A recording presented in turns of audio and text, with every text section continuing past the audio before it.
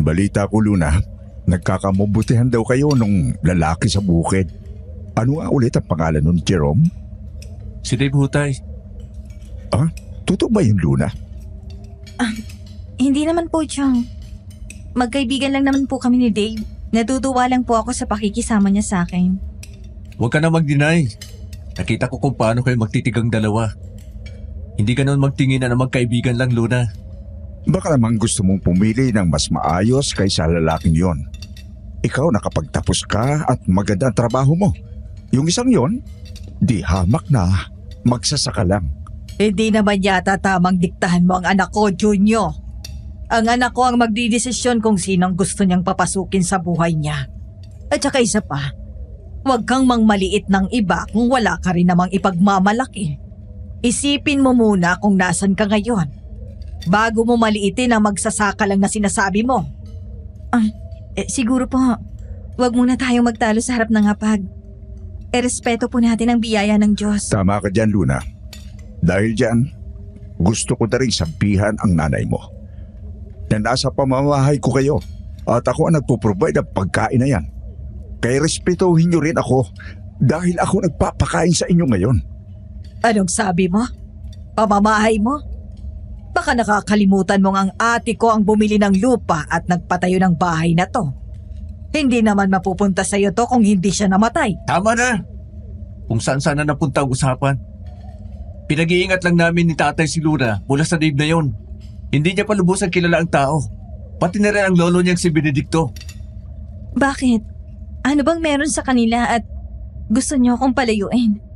Dahil mamamatay tao sila, Luna. Aswang Radio. Aswang Radio. Aswang Radio. Ay grabe! Narinig niyo ba yon? Mainit-init agad ang unang eksena natin.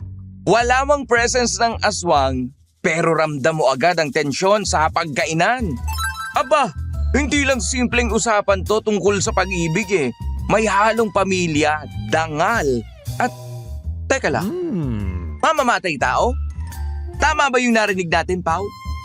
Nga poy, grabe naman yung bitaw ni Chung Hunyo sa dulo. Parang bomba sa gitna ng katahimikan. Alam mo yun, Poy? Sino nga ba talaga si Dave? Sino nga ba? At yung lolo niyang sa Benedicto? Sino yon? At bakit ganun na lang ang galit ni Hunyo at Jerome sa kanila? Siguro may iba pang rason. Pero sa totoo lang, Pao, nakakabilib din si Luna. Sa kabila ng tensyon at panghusga, nanatili siyang mahinahon.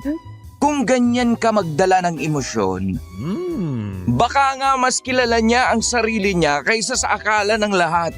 Tsaka sobrang bait nila ng nanay niya. Not to judge Dave. Sa kabila ng antas ng buhay nito, di ba? Right! Tsaka tama rin ang sinabi ng nanay ni Luna, ha? Huwag kang mangmaliit ng kapwa kung wala rin namang ipagmamalaki or kahit pa may sinasabi ka sa buhay, huwag na huwag mong mamaliitin ang mga magsasaka. Kung wala sila, wala kang kakaining bigas. Kaya naman mga listeners, huwag kayong bibitaw. Kasi mukhang hindi lang simpleng love story to. May mga lihim na unti-unting lalabas at tiyak may mga aral tayong mapupulot sa mga susunod pang tagpo.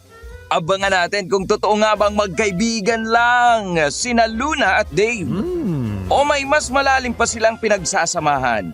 At higit sa lahat, ano nga bang madilim na nakaraan ang pilit itinatago ng mga tao rito?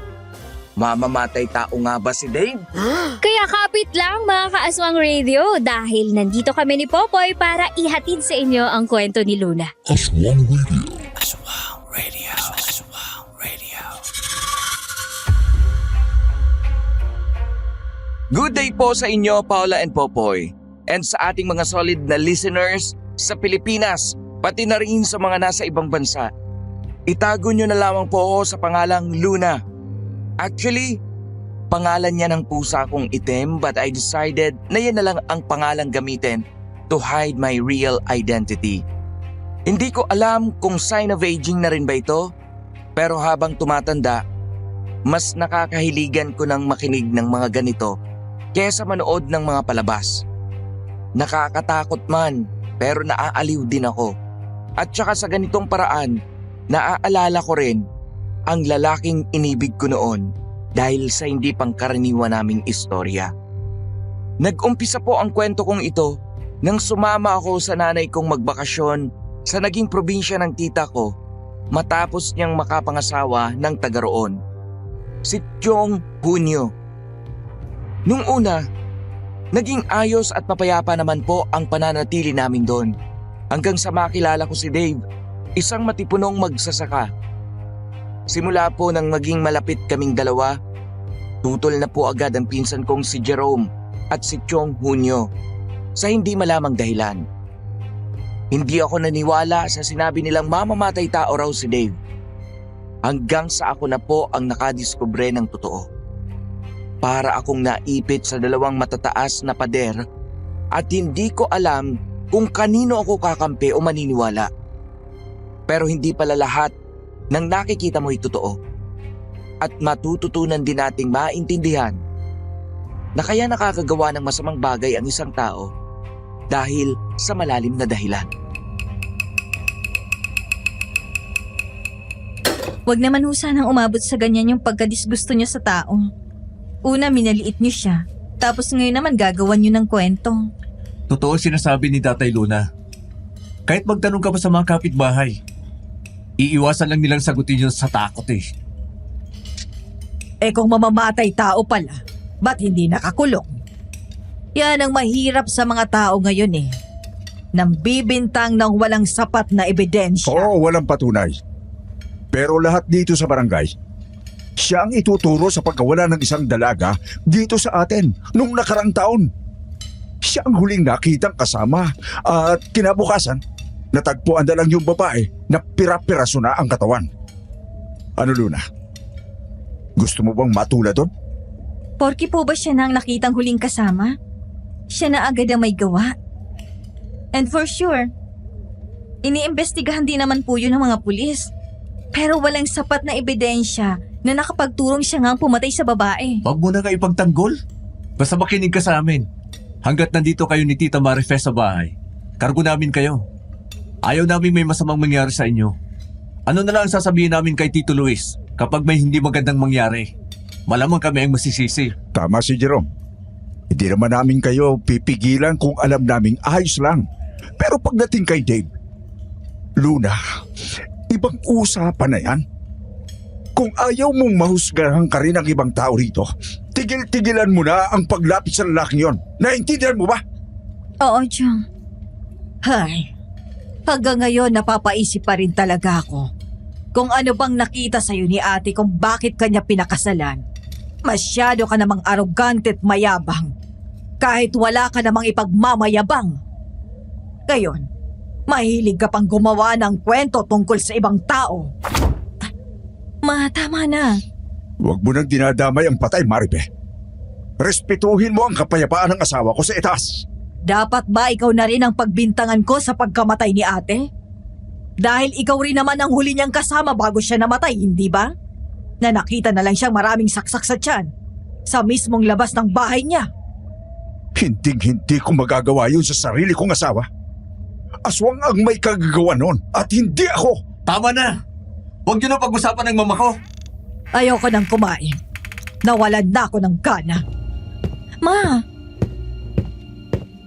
Wala na po akong magawa nung mga oras na yon kundi sundan si Mama. Kasi nakakahiya naman kung mananatili pa rin ako sa harap ng mag-ama sa kabila ng naging tensyon sa pag-uusap namin. Hindi ko rin po maintindihan kung bakit ganon ang sinasabi nila tungkol kay Dave. Pero mas pinili ko na lang na huwag sumagot tungkol doon at hayaan silang isipin na pinakinggan ko sila kahit hindi naman talaga ako naniwala.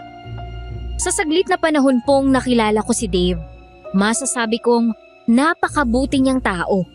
Lalo na sa kanyang lolo Benedicto. Kaya imposible ang sinasabi nilang mamamatay tao siya. Gayong hayop pa nga lang na bibe, awang-awa na siyang patayin para lang may ipangkain sila. Ma, wag na lang nating pansin yung sinasabi nila. Habaan mo na lang pong pasensya mo. Total, ikaw rin naman na may gustong magbakasyon tayo dito. Kahit na may galit ka naman talaga kay Chong. Yun na nga ang pagkakamali ko eh. Bakit nagpunta pa tayo rito? Kung gusto mo, Ma, pwede naman na tayong umuwi. Sus, paano naman ang love story niyo ni Dave? Ako, si Mama talaga. Pero, hindi ka po ba naniniwala sa sinabi nila? Hindi, anak. Masamang manghusga hanggat hindi napapatunayan ang isang bagay. Tsaka nakilala ko na rin naman si Dave ng isang beses at naririnig ko rin siya sa mga kwento mo. Doon pa lang, sapat na yon para mapatunayang mabuti siyang tao at inosente siya. Ako rin po. Feeling ko, hindi niya naman kayang gawin yung ibinibintang nila. Papatay pa nga lang po siya ng alaga nilang hayop. Umiiyak na siya eh. Hindi niya raw kasi kaya at naaawa siya. Ang ibig sabihin lang nun, anak, he has a good heart. Hindi tulad ng Chong at pinsan mo. Kaya sige lang, hanggat hindi napapatunayang masamang tao si Dave, ayos lang sa aking makipagkita ka sa kanya. Thank you, Ma. The best ka talagang mother in the world. Ay, nako, nang bola ka pa. Siyempre, gusto na kitang magka-boyfriend. Ilang taon ka na, pero ang tagal na rin mula nang huli kang magkanobyo. Ikaw ba'y nakakaramdam pa ng kilig? Sa totoo lang, Ma, hindi na. Pero nung unang beses kong makita si Dave, parang bigla na lang huminto ang mundo ko. Dako, pinagnanasaan mo na naman dahil nakita mong walang baro at pinagpapawisan habang nagbubuhat ng palay. Ika'y tumigil-tigil dyan, ha? Palibhasa tumatanda ka na, Ma. Kaya hindi mo na ako gets. Anong matanda? May asim pa ako. At mahal na mahal pa ako ng daddy mo. Sus! Pero hindi niyo naman ako binigyan ng kapatid. Ayaw mo ba nun? Ikaw lang ang prinsesa namin ng daddy mo. Natawa na lang ako sa sinabi ni Mama. Kahit papaano, nakalma naman kaming dalawa pagkatapos ng naging tensyon sa hapag. Pero maya-maya lang, bigla na lang siyang napabuntong hininga habang malayo ang tingin sa madilim na labas ng bintana. Ay, hanggang ngayon, hindi ako makapaniwala na aswang ang papatay sa Tita Maria mo. Walang araw na hindi ko siya naisip. Gaano ba talaga katotoo ang mga aswang, Ma? Hindi ko alam, anak. Hindi pa naman ako nakakita ng tulad nila, maski isang beses. Hindi ko rin alam kung paniniwalaan kung habang totoo sila. Pero yun lang ang sinabi ng Chongjunyo mo. Kasi buntis ang ate at naging mabango siya sa mga aswang, kaya gano'n ang ginawa sa kanya. Ibig sabihin, may mga aswang dito? Siguro. Pero tulad nga ng sinabi ko, huwag tayo basta-bastang maniniwala hanggat hindi pa napapatunayan. Kaya nga gano'n na lang din ang galit ko sa tiyuhin mo. Dahil wala man lang siyang ginawa para mabantayan ang ate at maprotektahan. Hindi rin po siguro ginusto ni Chong yun, Ma. Siguro. Ay, tama na nga. Huwag na natin pag-usapan ng Ate Maria at baka maiyak pa ako nang wala sa oras. Magpahinga na tayo. Nauna nang humiga si Mama. Pero ako, nakapako pa rin ang tingin sa labas ng bintana hanggang sa mapalingon ako sa dako ng naglalakihang puno ng mangga. Napakunot na lang ang noo ko nang may maaninag ako roong gumagalaw. Pero masyadong madilim kaya hindi ko malaman kung tao ba yon o hayop. Pero bigla na lang may kumislap sa dilim na mga kulay dilaw na mata na nagpaatras sa akin. Diyos ko, ano yun? Baka hayop lang. Luna, anak. Ano pang tinatayo-tayo mo dyan? Halika na, matulog ka na rin dito sa tabi ko. Opo, Ma. Nang mahiga ako sa tabi niya, nanalangin muna ako bago matulog para na rin mawala ang takot ko. Kinabukasan, wala na sina Chong Hunyo at Jerome dahil maaga silang pumapasok sa trabaho. Nadatnan kong naghahain ng almusal si Mama. Gising ka na pala. Mag-almusal ka na. Hindi ba't kahapon nagpaalam kang isasama ka ni Dave? Mamumulot ng kasoy sa lupa nila. Opo, Ma. Buti nga pinaalala mo. Munti ko na rin makalimutan. Oh, kumain ka na. Masakit sa balat, mamulot kapag tirik ng araw. Siguro pwede ka namang sumama, Ma. Baka mainip ka rito at wala kang makausap. Hindi naman ako maiinip. Tsaka may nakakausap rin ako dyan sa labasan. Inaaya nga nila akong magbingo. Bingo? Yung card games? Marunong ka ba nun, ma? Ay, oo naman. At nung bata kami ng tita mo, lagi kaming sinasama ng lola mong makipaglaro ng bingo. Eh di mabuti pala, hindi ka maiinip. Oo, basta't mag-iingat kayo palagi ni Dave sa mga pinupuntahan nyo. At isa lang ang bilin ko sa iyo. Huwag ka nang magpapaabot ng gabi. Di man natin sigurado pero di pa rin natin alam kung may mga aswangang gumagala rito. Opo, ma. Ayaw rin naman ni Dave na pinapaabot ako ng dilim. Magdadapit hapon pa lang, pinauuwi niya na ako. Mabuti naman kung ganon. Matapos kong mag-almusal, naligo na ako at nagbihis ng mahabang manggas at pang-ibaba. Dahil sabi ni Dave, madamo raw at baka masugatan ako ng mga talahib o matatalas na damo sa paglalakad. Excited akong nagpaalam kay mama dahil 2 araw ko rin siyang hindi nakita. Nang madaanan ko na ang bukid, natatanaw ko na ang kubo nila ni Lolo Benedicto na malapit sa bungad ng bundok.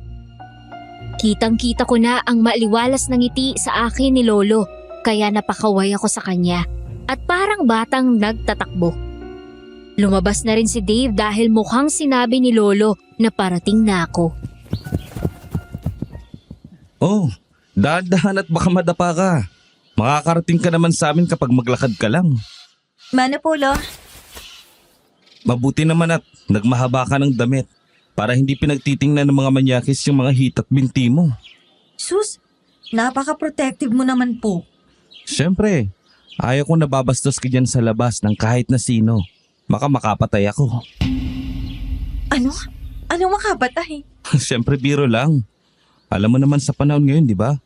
Kailangan ng magdoble ingat. Lalo na ng mga kababaihan. Dahil nagkalat na ang mga masasamang loob dyan sa labasan.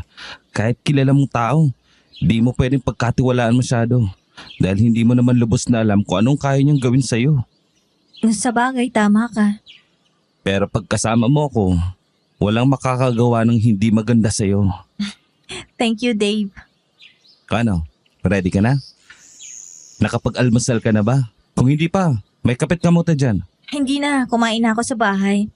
Excited na ako mamulot ng kasoy. Kasi sabi mo, ipag-iihaw mo ako ng buto. Hindi ba ako nakakatikim nun eh? Para lang siyang mani pero mas masarap. O siya, halika na't para makarami tayo at makabalik ka agad tayo dito. Lo, dito muna kami ni Luna. Babay muna po, Lolo. Babalik kami ni Dave na punong-puno ang mga basket ng kasoy. Tumango at ngumiti sa amin si Lolo Benedicto. Tsaka sinabing mag-iingat daw kaming dalawa. Tinahak namin ang daan pabundok kasi doon daw nakatanim ang mga kasoy nila. Hindi man lang ako makaramdam ng kung anong pagkabahala habang kasama ko si Dave. Hindi ko maramdaman ang panganib na sinasabi nila Chong na mamamatay tao siya. Ang pakiramdam ko palagi, ligtas ako sa tabi niya. Kumusta ka naman nung mga araw na di tayo nagkita? Ayos naman. Kaso, medyo boring kasi wala akong masyadong ginagawa. Di tulad kapag nandito ako sa bukid nyo, ang dami kong pwedeng gawin. Pwede mo namang puntahan si Lolo kahit nasa palayan ako eh. Mas ayos nga yun, para hindi rin siya naiinip at may nakakausap siya. Eh ayoko rin namang palaging iwan mag-isa si Mama. Laging nasa trabaho si Chong. Oo nga pala.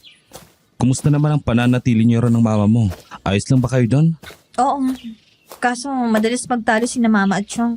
Di niya kasi talaga gusto si Chong kahit nung magjowa pa lang sila ni Tita Maria. Bakit naman daw? Masyado kasing mayabang. Parehas nga sila ng pinsan ko. Pero wala naman silang ginagawang kakaiba? Wala naman. Madalas din naman silang wala. Kasi madaling araw pa lang umaalis na sila para mangatay ng baboy. Tapos uuwi gabi na. Madalang ko silang makita sa bahay. Nagtitinda ba sila sa palengke? Oo. Tendero din sila ng kinakatay nila. Pero nagtataka nga kami ni Mama kung bakit maliit lang ang kinikita nila. Baka naman kasi hindi talaga yun ang ginagawa nila. Ha? Anong ibig mong sabihin? Lagi ba silang nag-uuwi ng karne? Oo. Tapos sila palagi ang nagluluto ng hapunan at ayaw nilang makialam si Mama. Ako hindi naman ako marunong magluto. Masarap naman. Ang alin? Yung karne. Oo, masarap. Masarap din namang magluto si Jerome. Gaano kasarap? Ano ka ba? Bakit parang ang random naman yata ng mga tanong mo? Pero masarap, oo. Malasat tsaka malambot. Parang laging sariwa yung inuuwi nila. Alam mo ba talaga kung anong klase ng mga tao ang kasama niyo ng mama mo sa bahay? Ha? Alam mo, hindi kita magets ngayon ha. Bakit ganyan ang mga tanong mo sa akin? Wala naman. Nagtatanong lang. Sure ka ba? Para kang nang i-interrogate na eh. Wala. Huwag mo nang isipin yon. Halika na. Nandito na tayo sa kasuyan. Wow! Ang dami! Tsaka ang bango naman ng amoy. Eto, tikman mo ang pinakaprutas niya. Yung katas lang ang kukunin mo dyan. Huwag mong lunukin ang sapal. Matamis yung juice niya. Pinunasan niya muna yon gamit ang damit niya bago niya inabot sa akin. Nang tikman ko, halos hindi ko maipaliwanag ang lasa dahil nagahalo-halo yun sa dila ko. Pero nangingibabaw naman ang tamis at masarap nga. Masarap nga siya. Mas masarap yan kapag hiniwa-hiwa at nilagyan ng asin kasi may pakla rin ng lasa niyan eh. Kapag ganyan lang. Mamaya, ipagagawa kita nun habang nag-ihaw ako ng buto. Okay, sige. Lahat ng gagawin masusubukan ko. Anong gusto mong gawin? Mamimitas ka o mamumulot ng buto? Parang mas gusto kong mamitas. Sige, basta piliin mo yung dilaw na para wala ng pakla. Pag di mo abot, meron ding panungkit na may kawit at salo dyan. Ako na lang mamumulot para di ka na mapagod kakayo ko. Sa mga simpleng salita niyang ganon, sapat na para maniwala akong mabuti siyang tao at hindi siya tulad ng sinasabi nila. Hindi ko tuloy alam kung itatanong ko ba sa kanya ang tungkol doon. Dahil ayaw ko namang isipin niyang pinagdududahan ko siya. Pero may parte sa akin gusto ko ring ipagtanggol niya ang sarili niya. Kaya naman hindi ako nakatiis at tinanong ko na rin siya pagkatapos ng saglit na katahimikan. Dave? Huwag ka sanang ma-offend sa itatanong ko ha. Bakit? Ano ba yon? Itanong mo na. Hindi naman sa pinagdududahan kita. Pero may nasabi kasi sa akin si Lechong. Gusto ko lang sanang ipagtanggol mo ang sarili mo sa akin. Tungkol saan ba yan? Kasi pinanalayo kasi nila ako sa'yo. Kasi sabi nila, hindi pa naman daw kita nakikilala ng mabuti. At huwag daw akong masyado magtiwala. Kasi nakapatay ako ng tao. Yun bang sinasabi nila sa'yo? Hindi, oo. Yun ang sinabi nila. Hindi naman sa naniniwala ako. Kasi alam ko namang mabait ka, pero Matagal na nila kaming tinuturo ni Lolo sa mga bagay na di naman talaga namin kayang gawin. Hindi ko kayang pumatay ng tao, Luna. Hindi ko na kailangan pang magpaliwanag sa'yo. Nasa sa'yo na lang kung maniniwala ka sa akin o hindi. ano ka ba? Siyempre naniniwala ako sa'yo. Hindi ko naman pinakinggan ang sinabi nila. Pati nga si Mama nagalit sa kanila eh. Lagi mong tatandaan na kung sino pa nagsasabi ng mga ganyang bagay, sila pa ang may kayang gumawa nun. Wala akong pinapatay na tao, Luna. Oo, Dave. Huwag kang mag-alala. Naniniwala naman ako sa mga sinabi mo. Kung may sinasabi man sila tungkol sa akin, hayaan mo na. Basta ikaw, hinahayaan kitang makilala ko ng mabuti at patutunayan ko sa'yo. Hindi ako tulad ng sinasabi ng ibang tao. Tumango at ngumiti na lang ako sa kanya. Hindi na ako sumagot. Hinayaan ko na pong mamayani ang katahimikan sa pagitan naming dalawa.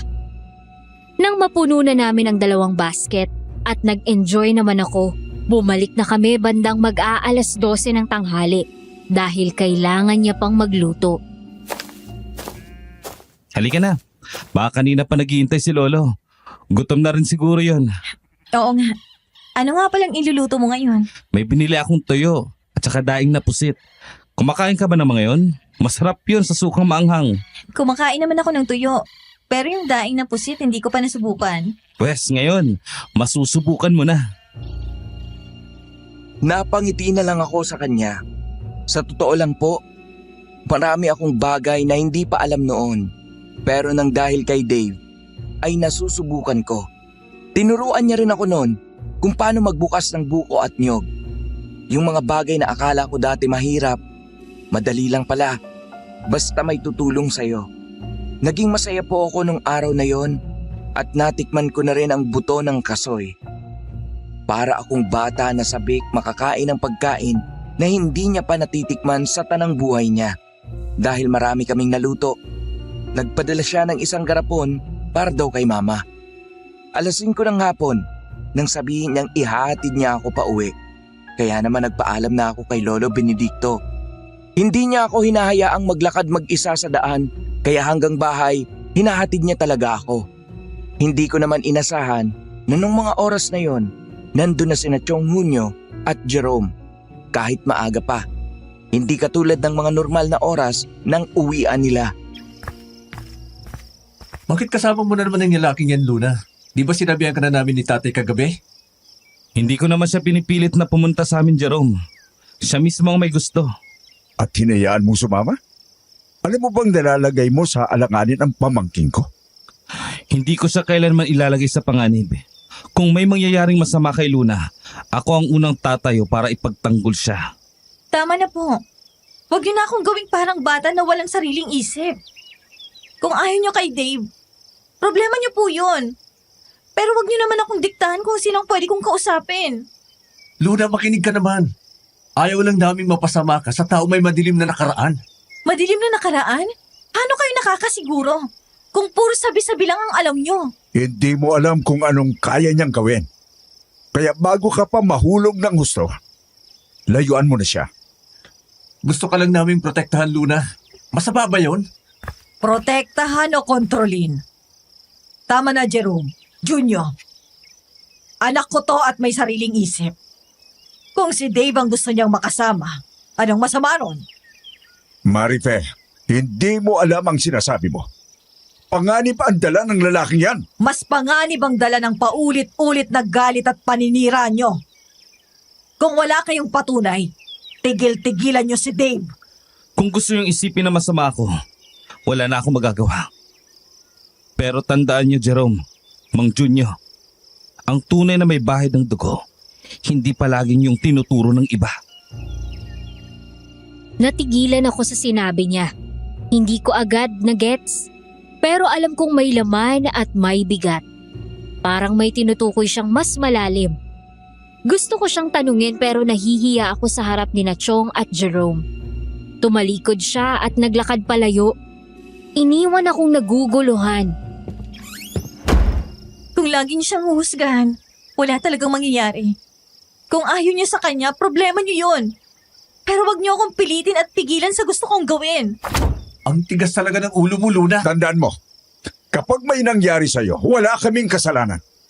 Ginawa na namin ang lahat ng pagbabawal. Tama na! Hindi niyo ba nakikitang lalo niyo lang pinahihirapan ang anak ko? Kung may kasalanan man si Dave, hindi kayo ang huhusga sa bagay na yon. Para sa kanya rin naman ang sinasabi namin, tita. Padabog akong pumasok sa kwarto. Ramdam kong nanginginig ang dibdib ko sa inis. Hindi ako lumabas kahit nung oras na ng hapunan. Pinilit akong kumain ni Mama. Pero umiling lang ako. Hanggang sa umakyat siyang may dalang pinggan ng pagkain. Anak, kumain ka muna. Huwag mong hayaan na kainin ng galit ang sikmura mo. Ayoko, Ma.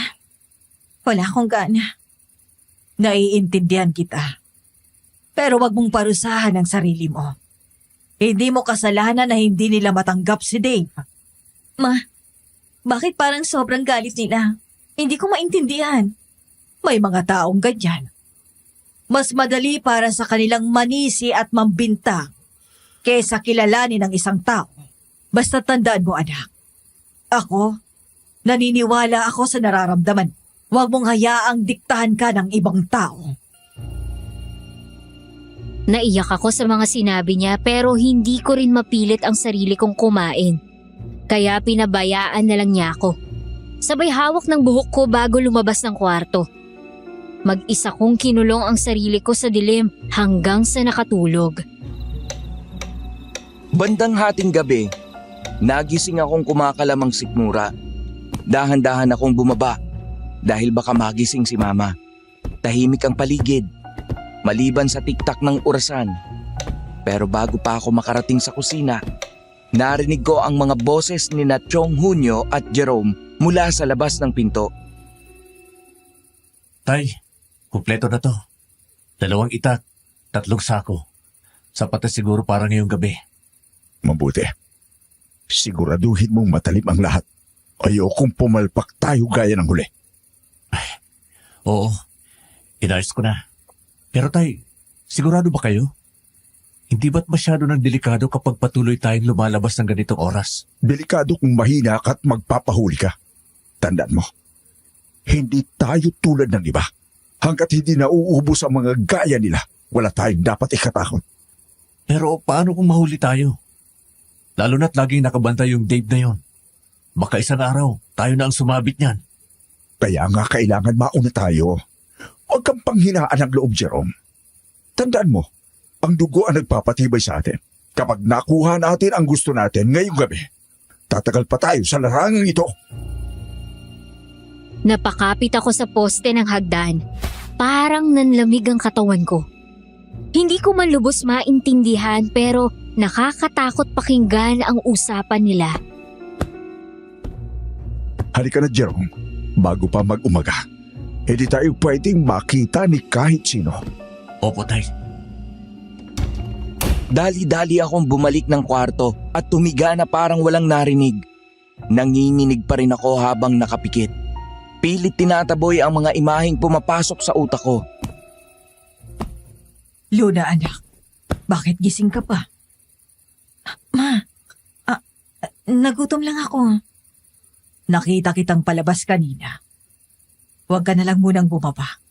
May narinig akong kaluskos sa labas. Delikado. Halika. Balik ka na rito sa tabi ko. Opo, ma. Umupo siya sa gilid ng kama at hinaplos ang buhok ko na parang bata ulit akong kinakalma niya.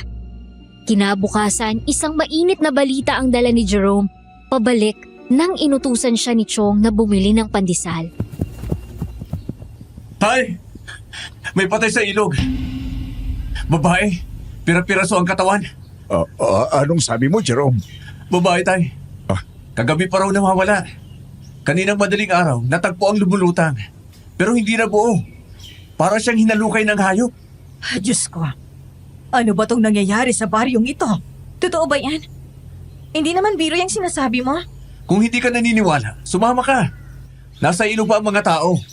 Nakabalot sa sakong iba niyang parte. Pero yung ulo, nakasabit sa sanga ng puno. Diyos ko. Patawarin mo kami. Agad kaming nagkatinginan ni Mama. Wala na kaming sinabi, kundi sabay-sabay kaming nagmadali papunta sa ilog. Habang papalapit kami, lalo kong naririnig ang sigawan at iyakan ng mga kapitbahay. Hangin pa lang, may kakaibang amoy na. Masangsang, amoy dugot na bubulok na karne. Pagdating namin, halos hindi ko makayanan ang nakita ko. Nakahandusay sa putik ang katawan ng babae. Duguan, halos wala ng laman ng sikmura. Parang kinain ng hayop. Ang braso niya nakadagan sa isang bato, nangingitim. At ang ulo, nakasabit nga sa sanga ng puno. Nakadilat ang mga mata. Tila takot at nagmamakaawa pa bago siya patayin. Diyos ko. Luna, anak. Huwag ka nang lumapit. Sino pa bang may gawa niyan? Kundi si Dave. Siya na naman ang huling nakitang malapit sa ilog kagabi. Anong pinagsasabi mo, Jerome? Hindi mo nga alam kung nasan siya kagabi. Tama nga nako. Lagi na lang may nawawala. Lagi na lang may bangkay na natatagpuan. At laging pangalan ni Dave ang binabanggit ng mga tao. Hindi ba kayo nagtataka? Tigilan niyo ng pagbibintang kung wala kayong sapat na ebidensya. Ebidensya? Ayan o. Tingnan niyo ang katawan.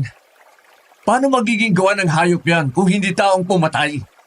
At sino pa bang kaya ng ganito kung hindi si Dave? Hindi ko matatanggap yan.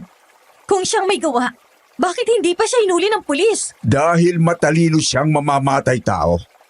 Pero tandaan mo to. Luna? Kung hindi ka lalayo sa kanya, baka ikaw ang susunod na matatagpo ang nakalutang. Wala ng ulo, gaya ng babaeng yan.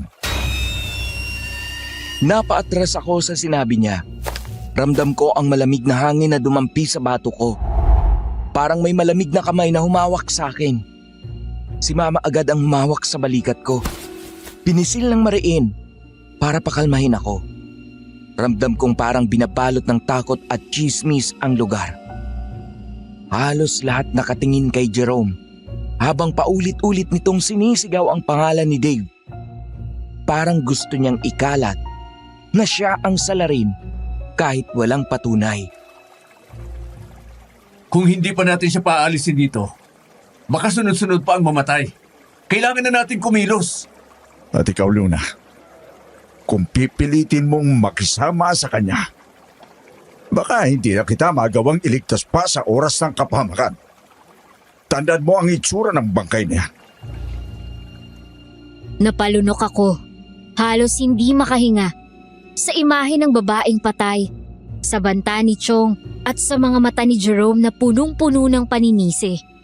Pero ang mas lalong gumugulo sa akin, kung si Dave nga ang tunay na may gawa, bakit pakiramdam ko hindi? At kung hindi siya, sino? Umuwi kami ni Mama na mabigat ang dibdib.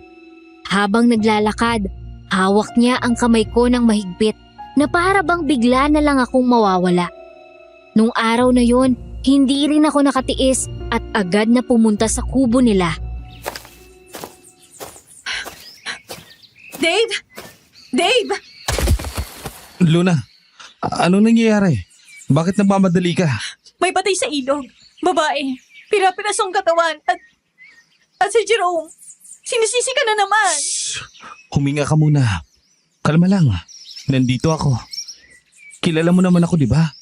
Alam mong hindi ko kayang gawin yon. Oo, pero Dave, yung itsura ng babae parang hindi taong may gawa. Kasi hindi tao ang gumawa. Aswang ang may gawa nun. Hindi mo alam kung gaano sila kalupit. At kain lang pumatay nang walang habas. Aswang? Totoo sila? Oo. At hanggang ngayon, nag-aasik pa rin sila ng kasamaan dito sa baryo. Tandaan mo, Luna. Sila ang tunay na may kasalanan sa mga nangyayari. Hindi ako. Kaya dapat lang sa kanila na mamatay lahat. Naramdaman ko ang pag-igting ng kanyang mga braso habang hawak ako. Hindi ko pa nakitang ganon ang itsura ni Dave. Hindi takot, hindi gulat, kundi matinding galit. Para bang may apoy na pilit niyang kinukubli sa loob niya. Lumipas ang mga araw. Akala ko matatapos na ang bangungot. Pero sa bawat sandali, mas lalo akong naguguluhan. Tuwing dapit hapon, nakikita ko si Dave na may mga bakas ng dugo sa kamay. Kahit wala naman siyang hayop na kinakatay. Sabi niya, galing daw sa pagtulong sa kapitbahay na nagkatay ng baboy. Naniniwala naman ako dahil alam kong isa rin yun sa mga pinagkakakitaan niya. May mga gabing nagigising ako. Tahimik ang paligid. Pero mula sa malayo, naririnig ko ang kalabog na parang may hinahampas. At sa umaga, pag dumalaw ako kina Dave, pagod siya, pawisan at may latay sa braso. Sabi niya, tumama lang daw sa kung saan. Hindi ko alam kung maniniwala ba ako sa kanya nung mga oras na yon. Pero hindi lang ako ang binabagabag dahil sunod-sunod ang natatagpo ang bangkay. Hindi karaniwan ang itsura ng mga katawan. Oo, tao pa rin sila, pero kakaiba. Balat na parang sinunog sa loob, mga kuko na mahahaba at mga mata na dilat. Tila nanlalaban pa bago mamatay. May mga hiwa rin sa likod na parang may tinanggal doon. Kakaibang itsura nila. Oo nga, anak. Parang may mali. Bakit kaya ganyan? Umuwi na kayo, Luna, tita. Delikado na masyado rito sa labas. Kaya wag na kayong makipag-usyoso. Oo, Jerome. Huwag ka na rin magkakamali magpunta pa sa kubo ng lalaking yun, ah. Dahil kahit hindi man kita makita, marami nang susumbong sa akin. Naintindihan mo?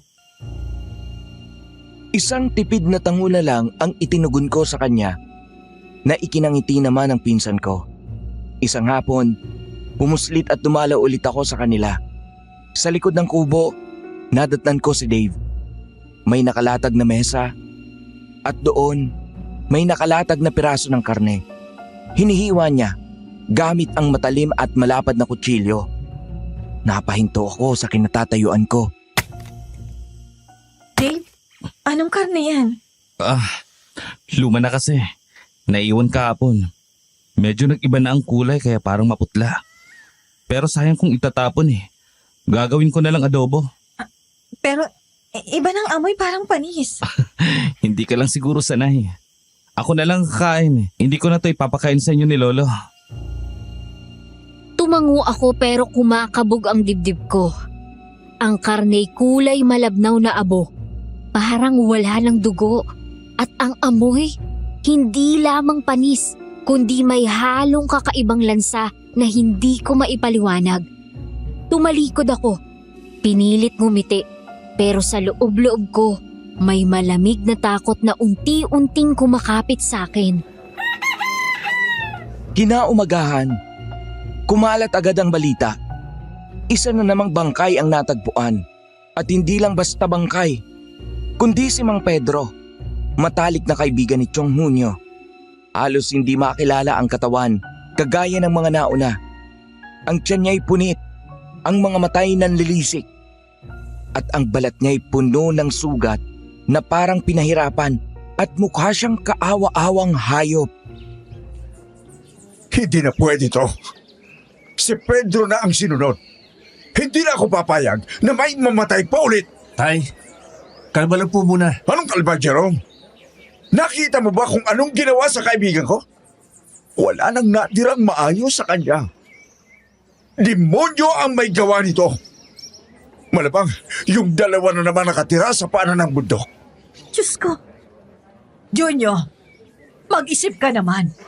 Wala ka namang patunay kung sino ang may gawa. Wala nang iba pang gagawa nito, Maripe. Sino pa ba kundi ang maglolong yon? Si Dave at ang matandang si Benedicto. Sila lang ang may kakayahan ng ganyang kabangis na pagpatay. Lahat ng nawawala, palaging may koneksyon sa kanila. Tama! Kaya ngayong gabi, tutugisin natin sila. Hindi na pwede pang pahabain ang pasensya natin sa mga mamamatay tao na yan. Sunugin sila ng buhay para matapos na ang sumpa ng baryong ito. Nanlamig ang katawan ko. Halos hindi ako makahinga sa narinig. Plano nilang sugurin sina Dave at Lolo Benedicto at sa harap ng galit na baryo, wala silang laban. Sa bawat sigaw ni Chong, lalo pang lumalakas ang loob ng mga taong nakikinig. Nakita ko ang mga mata nila. Galit, puno ng apoy at handang pumatay. Ma, anong gagawin natin? Kung hindi natin sila babalaan, mamamatay sina Dave. Tahimik ka lang. Huwag kang magsalita dito. Baka ikaw ang pagbalingan ng galit ng mga tao. Mamayang hapon, aalis tayo ng palihim. Kailangan makaalis agad ang maglolo bago maggabi. Tumango ako. Halos nanginginig ang tuhod ko habang pinipilit kong huwag ipakita ang takot. Nang lumalim ang hapon, palihim kaming lumabas ni Mama. Tumungo kami sa kubo ni na Dave. Hindi ko mapigilang huminga ng malalim sa bawat hakbang. Para bang bawat puno'y may matang nakatingin. Luna? Tita Marife? Anong ginagawa niyo rito? Dave, delikado kayo. Plano ni na Chong at ng mga tao na sugurin kayo ngayong gabi. Papatayin daw kayo. Totoo ang sinasabi ng anak ko. Gusto ka nilang sunugin kasama ang lolo mo. Kailangan niyo nang umalis bago pa sila dumating. Kaya palang hangin ngayong araw ay mabigat. Matagal ko nang nararamdaman na darating ang araw na to. Luna, salamat at dumating ka. Kung hindi, baka wala na kami naging laban mamaya at namatay na lang kami. Dave, hindi ko hahayaang may masamang mangyari sa inyo. Huwag kang matakot. Lalabang kami kung kinakailangan. Pero kung totoong darating sila, hindi lang namin to laban, kundi laban din ang katotohanan. Anak, huwag ka nang magsalita pa ng kung ano-ano. Ang mahalaga ngayon ay makaalis muna kayo. Di ba may daan sa likod papuntang gubat? Doon kayo dumaan. Hindi pwedeng basta na lang kaming tumakas. Kailangang may patunayan din kami sa mga tao. Kung lagi kaming tatakbo, hindi matatapos ang paghihinala nila. Tama si Lolo. Kaya magtutungo kami sa lumang kapilya. Doon, kung may Diyos na nakatingin, ipapakita namin na wala kaming kasalanan. Sa kapilya? Pero wala nang tao ron. Abandonado na yon. Mas mabuti doon. Kasi doon, wala makikialam. Kung gusto nilang makita kung kami nga ang gumawa at kung kami nga ang aswang, haharapin namin sila ron. Sa harap ng krus, sa tabi ng altar. Napatitig ako kay Dave. Sa kabila ng panganib, buo ang loob niya. Hindi siya tumakbo para magtago, kundi tumayo para magpakita ng katotohanan. Nakita ko ang pagkislap ng mata ni Lolo Benedicto. Hindi takot, kundi tapang na matagal nang iniipon. Kung yan ang pasya nyo, wala na kaming magagawa. Pero anak, mag-iingat kayo. Luna, gusto kong malaman mo, kahit anong mangyari, hindi ko hayaang may mangyaring masama sa'yo. Dave, wag muna akong isipin mo. Isipin mo ang sarili nyo ni Lolo. Tara na, Apo. Bago pa sila makarating, kailangan na nating maghanda. Pinilit kong pigilan ang luha ko. Sa dami ng tanong sa isip ko, totoo ba talagang aswang ang mga nasa paligid? O baka mas malalim pang lihim? Isa lang ang malinaw. Hindi ko kayang makita sina Dave at Lolo Benedicto na masunog ng buhay. Kung kinakailangan, sasamahan ko sila. Habang papalayo kami ni Mama sa kanila, ramdam kong papalapit ang galit ng baryo. Ang gabing yon, hindi lang basta pag-uusig. Isa itong laban ng paniniwala, laban sa katotohanan. At sa gitna ng lahat ng yon, puso ko ang nanginginig. Hindi sa takot lang, kundi sa takot na baka ang lalaking minahal ko ay mamatay ng walang kalaban-laban. Kasama ang kanyang pinakamamahal na lolo. Gabi na nung tuluyang lumusob sina Chong Hunyo at ang mga piling kababaryo. Hawak nila ang mga sulo, naglalagablab sa dilim ng gubat at parang mga demonyong gutom sa dugo ang bawat sigaw nila. Ako at si Mama, nakatayo sa di kalayuan, pinipilit itago ang kaba. Ang kubo ni na Dave at Lolo Benedicto ang punterya. At kahit nakalak ang pinto, puinersa nila yung buksan. Lumawas kayo riyan! Mga demonyo! Hindi kayo makakatakas ngayon! Papatay namin kayo! Mga hayop kayo!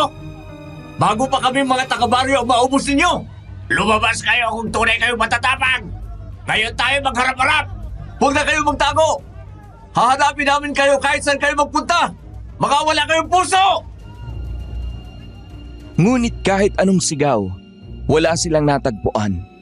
Ang loob ng kubo bakante. Wala na isang bakas ng tao. Lalo silang nagalit. At sa utos ni Chong Hunyo, sinuyod nila ang paligid. Gubat, damuhan, bawat sulok ay inikot nila. Pero kahit anong paghahanap, wala ni anino ng maglolo. Wala! Walang tao! Hindi sila makakalayo. Sigurado akong may tumulong sa kanila. Ikaw! Ikaw ang nagpatakas sa kanila, Luna! Ano? Wala akong kinalaman dyan. Huwag ka na mag-deny! Ikaw lang may dahilan para ipagtanggol sila. Lagi mong kinakampihan ang Dave na yan, kahit halatang may kasalanan. Wala kang patunay. Hindi ibig sabihin na dahil ipinagtatanggol ko siya, ako na agad ang nagpatakas sa kanila. Lahat ng palusot mo, hindi na ako naniniwala. Kung hindi dahil sa'yo, matagal na sana naming nadakip ang dalawang yon. Hindi ako aamin sa ibinibintang mo. Kahit ilang beses mo pa akong sisihin, alam ko sa sarili ko na wala akong ginawang masama. Ang mali, kayo! Dahil hinusgahan niyo sila ng walang ebidensya. Ramdam ko ang mga titig ng mga tao. Ang ilan, nakikinig lang. Ang iba, halatang pumanig na kay Jerome. Si Chong Hunyo hindi nagsalita. Pero nakita ko ang panginginig ng panga niya. Galit na galit sa kawalan ng huli. Tama na, Jerome. Kung wala kayong nahanap, tanggapin nyo na lang. Hindi kasalanan ng anak ko kung hindi nyo sila nahuli. Huwag nyo kaming idamay sa galit ninyo. Isang araw, tita, mapapatunayan ko rin. At kapag dumating yon, ikaw mismo, Luna, ang magsisisi sa ginawa mo. Isa-isang nag-alisan ang mga tao. Naiwan ang abo ng kanilang mga sulo na kumikislap pa sa lupa. Naiwan kaming tatlo. Ako, si Mama, at ang bigat ng takot sa dibdib ko. Sa isip ko, alam kong tama ang ginawa namin. Pero ang kapalit nito, ang lalong pagdududa sa akin. Kinabukasan, dinala ko ang basket na puno ng pagkain. Kahit anumang pwedeng makatulong sa maglolo. Dumaan ako sa likod ng gubat ng palihim at siniguradong walang makakita sa akin. Dave, nandito ako. May dala ako para sa inyo. Luna, salamat at dumating ka. Eto, may dala akong pagkain. Huwag kayong magpapakita muna sa mga tao, ha? Lalo na kay Chong. Kasi wala silang balak tumigil. Mag-ingat kayo. Kapag may nakita kayong kakaiba, huwag na kayong lumabas. Gabi-gabi nagbabantay ang mga tao. Rumoronda sila para tugisin talaga kayo. Naintindihan ko. Pero Luna, huwag ka matakot. Isang araw, malalaman mo ang buong katotohanan. Hindi ko alam kung anong ibig niyang sabihin. Pero sa tono ng kanyang boses, alam kong malalim ang pinagmumulan. Nang umalis ako, dala ko pa rin ang bigat sa dibdib. Ang pagitan ng tama at mali, ng tao at aswang, lalo lang lumalabo. At habang naglalakad ako pabalik, iisa lang ang paulit-ulit sa isip ko. Hanggang kailan ko kayang ipaglaban si Dave? Kung ang buong baryo ay sabik siyang sunugin ng buhay. Gabi na naman nun. May bitbit na naman akong basket at nagbabalak na pumuslit. Bawat yabag ko, may kaba. Dahil kung mahuli ako, siguradong pagbibintangan na naman ako ni Jerome. Habang palapit ako sa kubo, may mga yabag akong narinig. Mabigat, mabilis. Hindi gaya ng normal na naglalakad. Napahinto ako at nagkubli sa likod ng puno. Alam ko may pupunta rito, Tay. Kung sino man yon, mahuhuli rin natin. Shh! Tumahimik ka lang. May naaamoy akong pagkain. Sigurado akong may nagdadala rito. Nanlamig ang katawan ko. Ilang di pa lang ang layo nila. Kapag nahuli nila ako, tapos na ako. Niyakap ko ang basket, pinipigilan ang paghinga. Tay, naramdaman mo ba?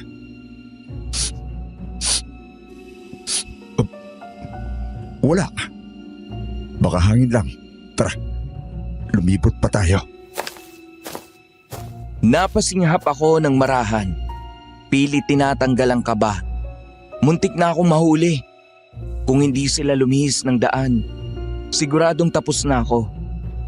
Dali-dali akong nagpatuloy. Dumating sa kubo at ibinigay ang basket. Eto, Dave. May mga dala ulit ako. Kumain kayo. Huwag kayong magpapakita kahit kanino, ha? Luna, bakit ka pa lumalabas ng ganitong oras? Delikado. Mas hindi ko matitiis kung magugutom kayo. Mag-iingat ka palagi. Huwag mong hayaang mahuli ka nila. Hanggat maaari, ayaw kong madamay ka sa galit ng mga tao. Kaya ko ang sarili ko, Dave. Basta mag-iingat kayo rito palagi ni Lolo, ha? Oo, Luna. Maraming salamat sa iyo. Hindi ako nagtagal. Pagkaabot ng pagkain, agad akong nagpaalam. Pero paglabas ko ng gubat, doon nagsimula ang bangungot.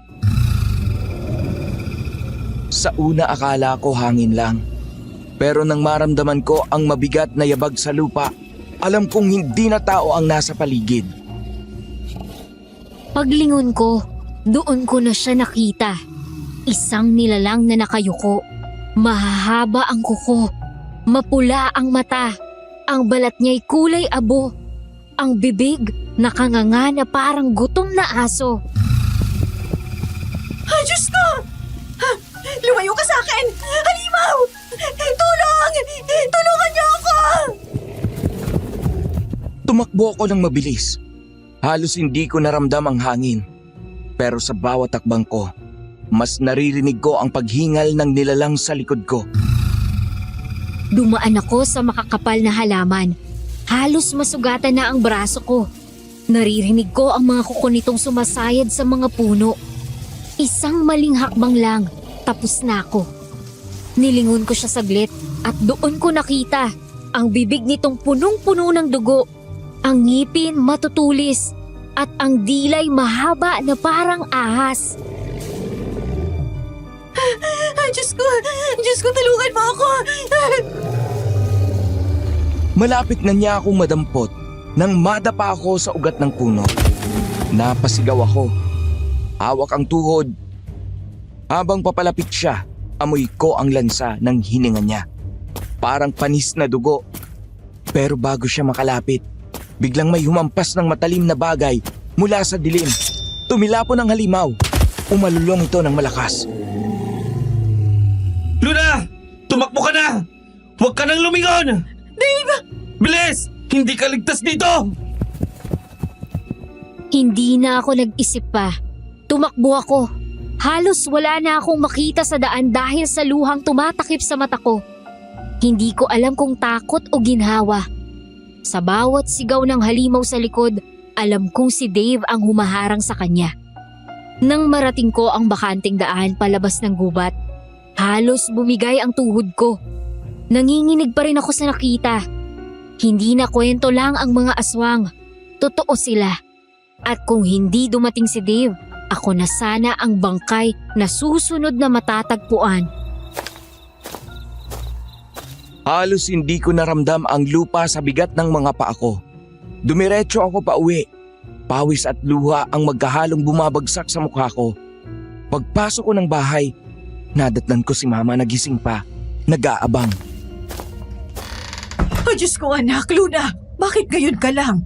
Bakit pawis na pawis ka? Anong nangyari sa'yo? Ma, may aswang sa gubat, inabol ako. Akala ko katapusan ko na. Ano? Seryoso ka ba?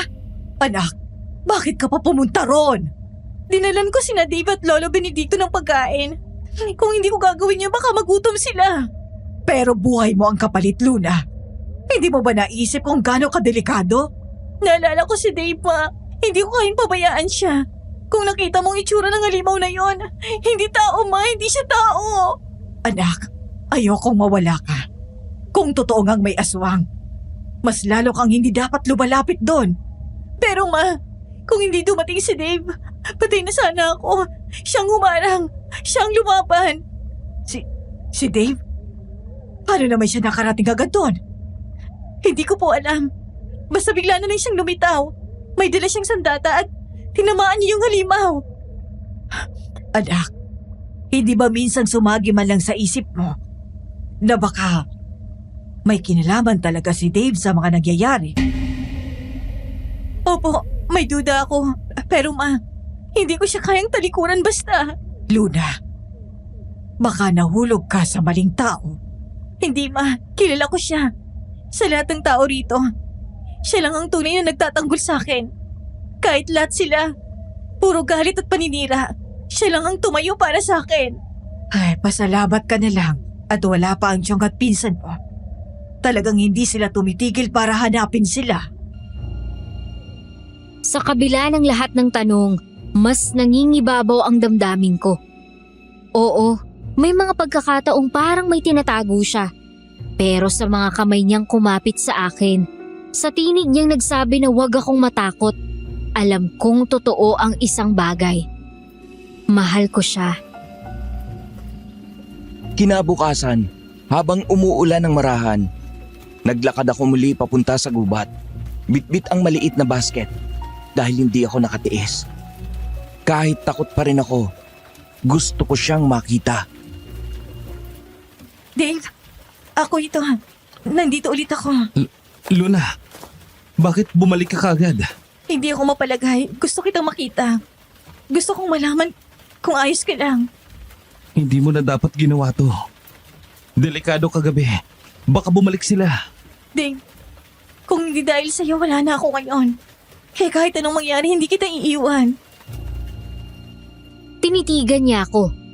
Ang mga mata niya, madilim, puno ng lihim. Pero sa kabila ng bigat, naroon din ang lambing. Pinisil niya ang kamay ko. Dave, sabihin mo nga sa akin, bakit palagi kang nasa tamang oras? Bakit parang masyado kang sanay sa pakikipaglaban? Darating ang panahon, Luna. Malalaman mo rin ang lahat. Pero sa ngayon, gusto ko lang maramdaman mong ligtas ka habang kasama ako. Oo, Dave. Ligtas ako sa iyo. Lagi. At kahit pilit kong isipin ang mga duda, kahit ramdam kong may misteryo sa likod ng katahimikan niya, pinili kong paniwalaan ang puso ko. Sa araw na yon, hindi ang takot ang nanaig, hindi ang hinala, kundi ang pagmamahal. Hindi ako mapakali ng gabing yon. May kung anong kumakagat sa isip ko, kaya naglakad ako palayo ng bahay.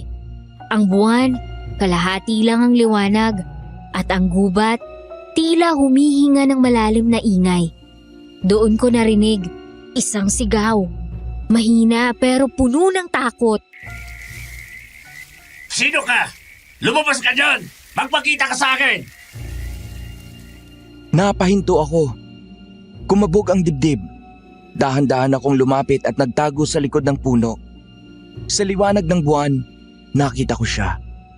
Si Mang Delfin. Isa rin sa mga kaibigan ni Chong Hunyo. Hawak ang gulok niya habang nanginginig. Magpakita ka sa akin kung talagang matapang ka! Magharap tayo! Dave! Ikaw ba yan? Nagpakita ka rin!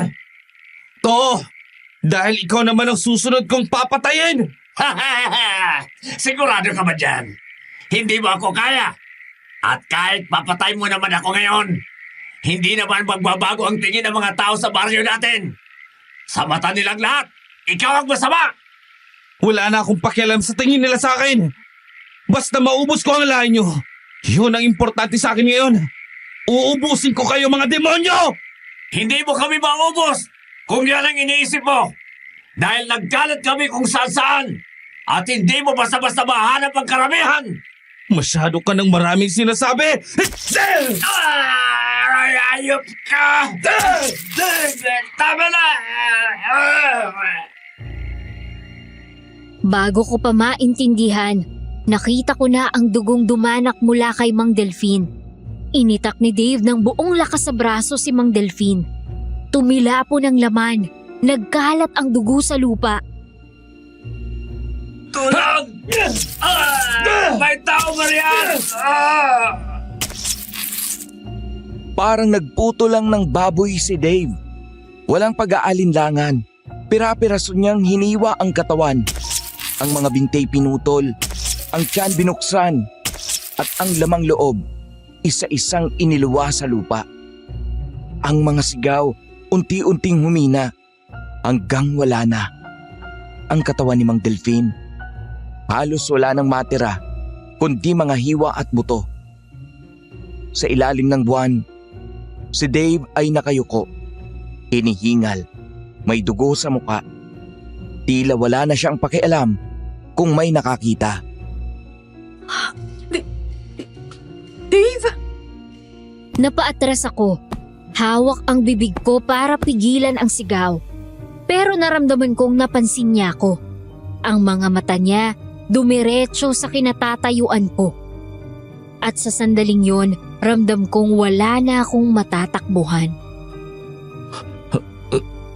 Luna, Hindi ko alam kung ano ang mas malakas.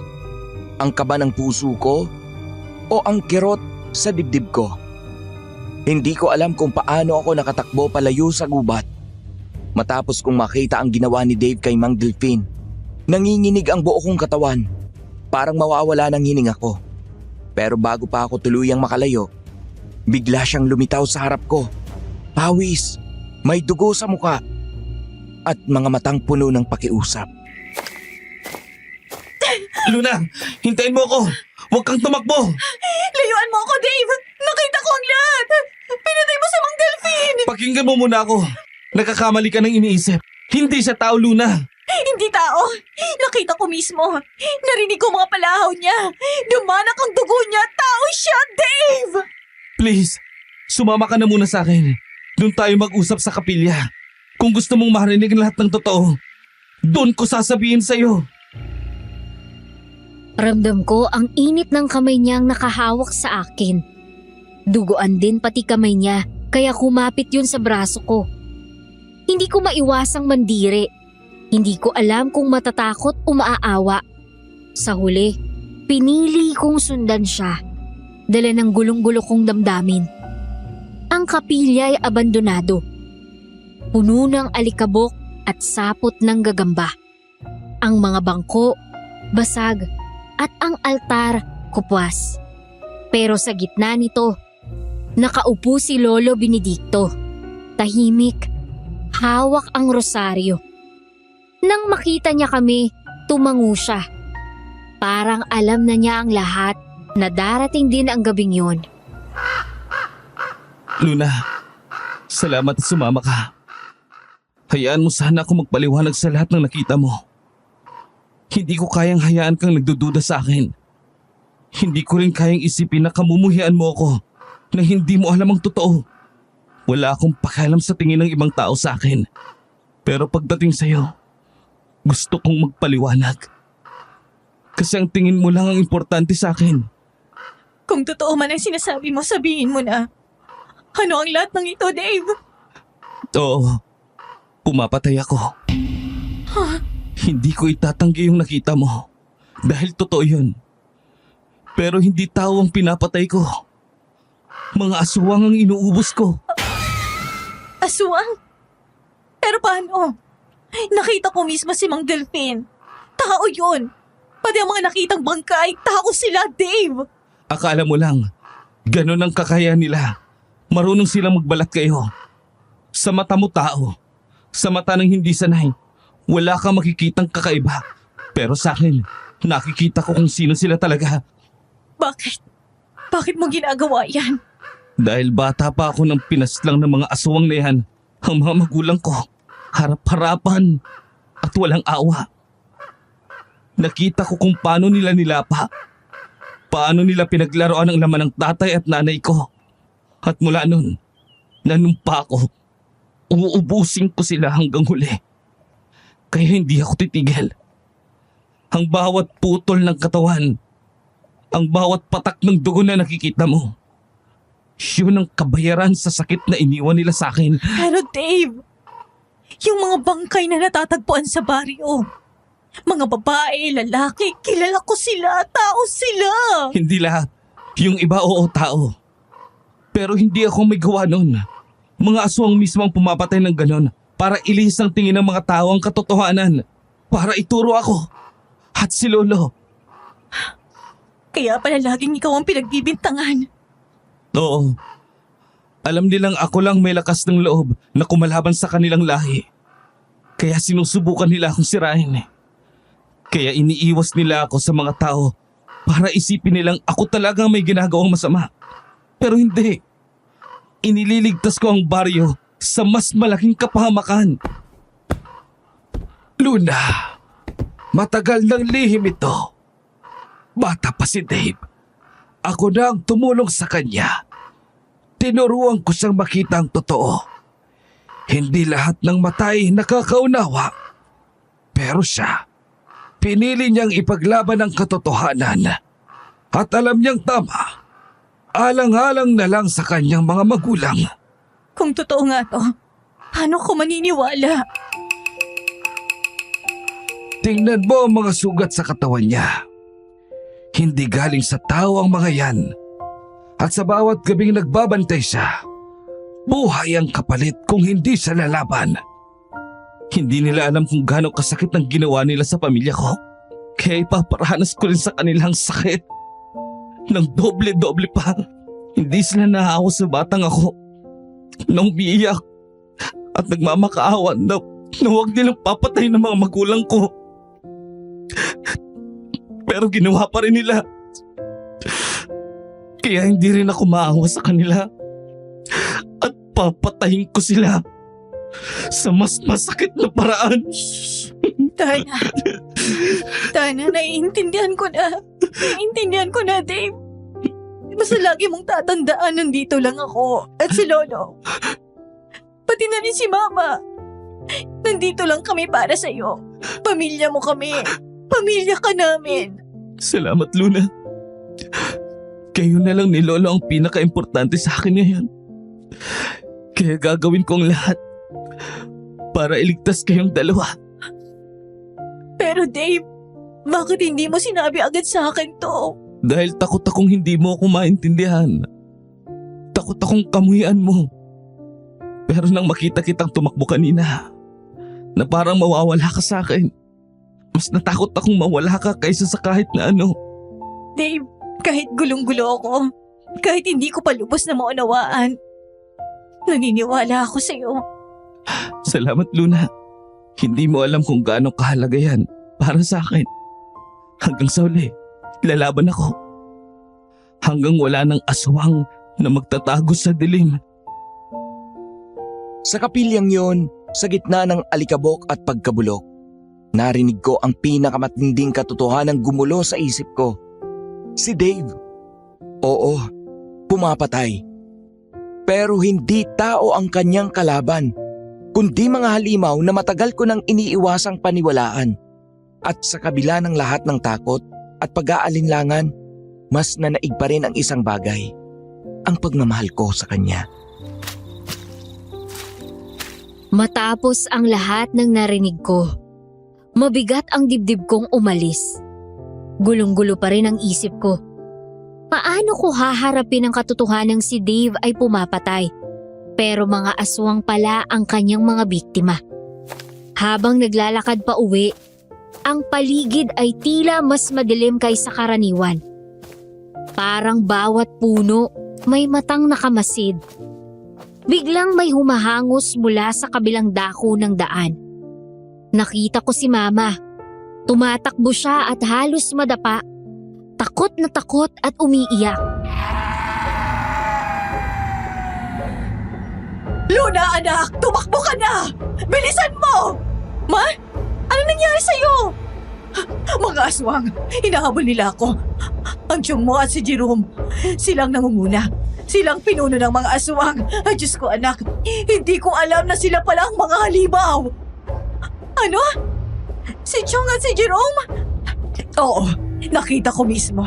Ang mga mata nila mapula, ang mga ngipin parang hayop. Nakita nila akong nagtatago at buntik na nila akong mapatay. Napatingin ako sa dulo ng landas at doon ko sila nakita. Si Chong Hunyo at Jerome.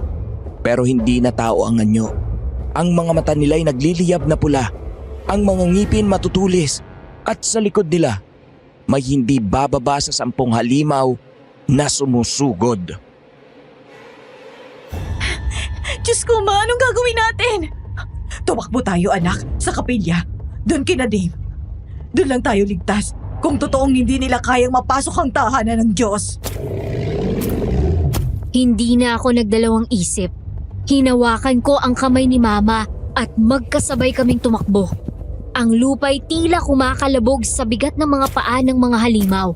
Ang bawat sigaw nila ay parang sibat na tumatama sa batok ko. Huwag na kayong magtangkang tumakas. Masusundan pa rin namin kayo kahit saan kayo magpunta. Luna! Hindi ka makakatakas sa amin! Ikaw may kasalanan ng lahat ng ito! Ma, hindi ko na kaya ang bilis nila. Kaya mo, anak. Konti na lang. Tanaw ko na ang kapilya. Hindi ako lumingon, pero ramdam ko ang lapit nila. Bawat galaw ko, parang anino sila sa likod ko. Ang liwanag ng buwan ay hindi nakapagbibigay ng ginhawa.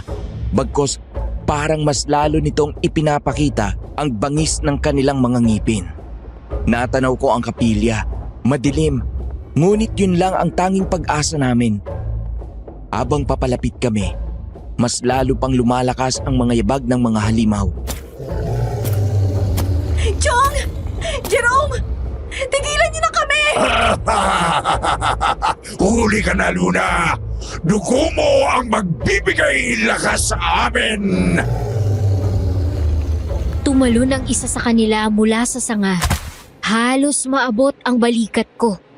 Napasigaw ako pero bago ako makuha, hinila ako ni Mama. Bilis anak! Huwag kang hihinto! Halos madapa ako sa bilis ng pagtakbo, pero tinutulak ako ng takot. Ang kapilya, ilang dipa na lang. Ang mga halimaw, naaroon na mismo sa likuran. Amoy ko ang lansa nila, parang bulok na karne. Luna! Binilisan ko ang huling hakbang. Sa isang iglap, narating namin ang hagdan ng kapilya at binuksan ang lumang pinto. Sa likod namin, ang mga sigaw ng halimaw, papalapit na parang unos. Dave! Tulungan mo kami! Nandiyan na sila! Hindi bababa sa 10 kasama si Chong at si Jerome! Ano nangyayari? Sila mismo ang mga aswang dito sa baryo! Ano? Sinasabi ko na nga ba? Tulungan niyo kami! Tama lang na dito kayo nagpunta sa kapilya. Ang buong kapilya ay kumakalabog. Ang mga kuko ng mga aswang kumakaskas sa lumang kahoy na pinto. Sinusubukang pwersahin buksan yon para mapasok kami. Si Dave may hawak na boteng puno ng banal na tubig. Ang mga matay naglalagablab ng tapang. Bumigay ang pinto. Sumugod ang una. Mga nilalang na hindi ko kilala, ngunit sigurado akong sila ang mga inutusan ng mag-ama. Ang mga mata nila'y pula, ang bibig naglalaway, at ang mga kuko'y mahahaba. Dave! Nakapasok na sila! Kumanda kayo. Hindi sila makakapasok sa lugar na to nang hindi nadadaplisan ng presensya ng Diyos. Sinugod ng dalawang aswang si Dave. Mabilis, parang mga lobo sa dilim. Ngunit sa isang iglap, itinapon niya ang tubig mula sa bote. Sa ngalan ng Ama at ng Anak at ng Espiritu Santo, lumayas kayo sa harap ko! Sa isang hampas ng itak, nabiyak ang dibdib ng isa. Ang katawan nito'y naglabas ng usok. Parang natutunaw ang laman. Ang isa namay nadaplisan ulit ng tubig. Nagliyab ang balat hanggang sa bumagsak ito sa harapan namin nang wala ng buhay. Ma! Tulungan natin siya! Oo, anak.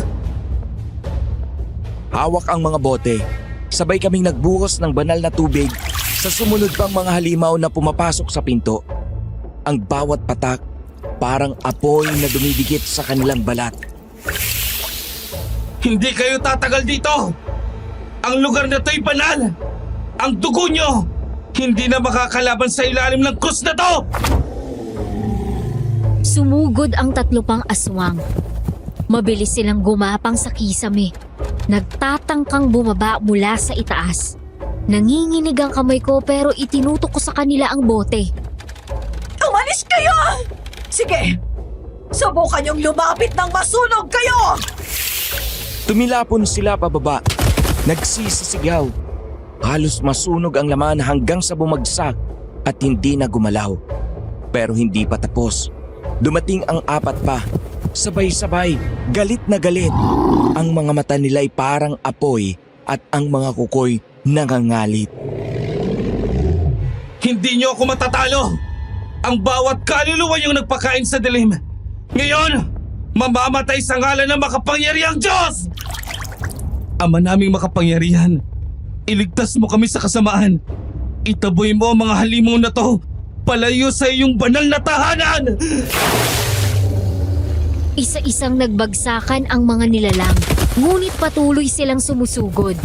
Ang bawat galaw nila ay puno ng galit. Ngunit ang bawat saboy namin ng banal na tubig, parang tabak na hindi nila matakasan. Hindi kayo makakatakas sa paghukom! At sa huling hampas ng itak ni Dave, bumagsak ang natitira. Ang kapilya, puno ng usok at amoy ng nasusunog na laman. Ang mga halimaw na ipinadala ng mag-ama, lahat nakahandusay, patay at naglaho na parang abo.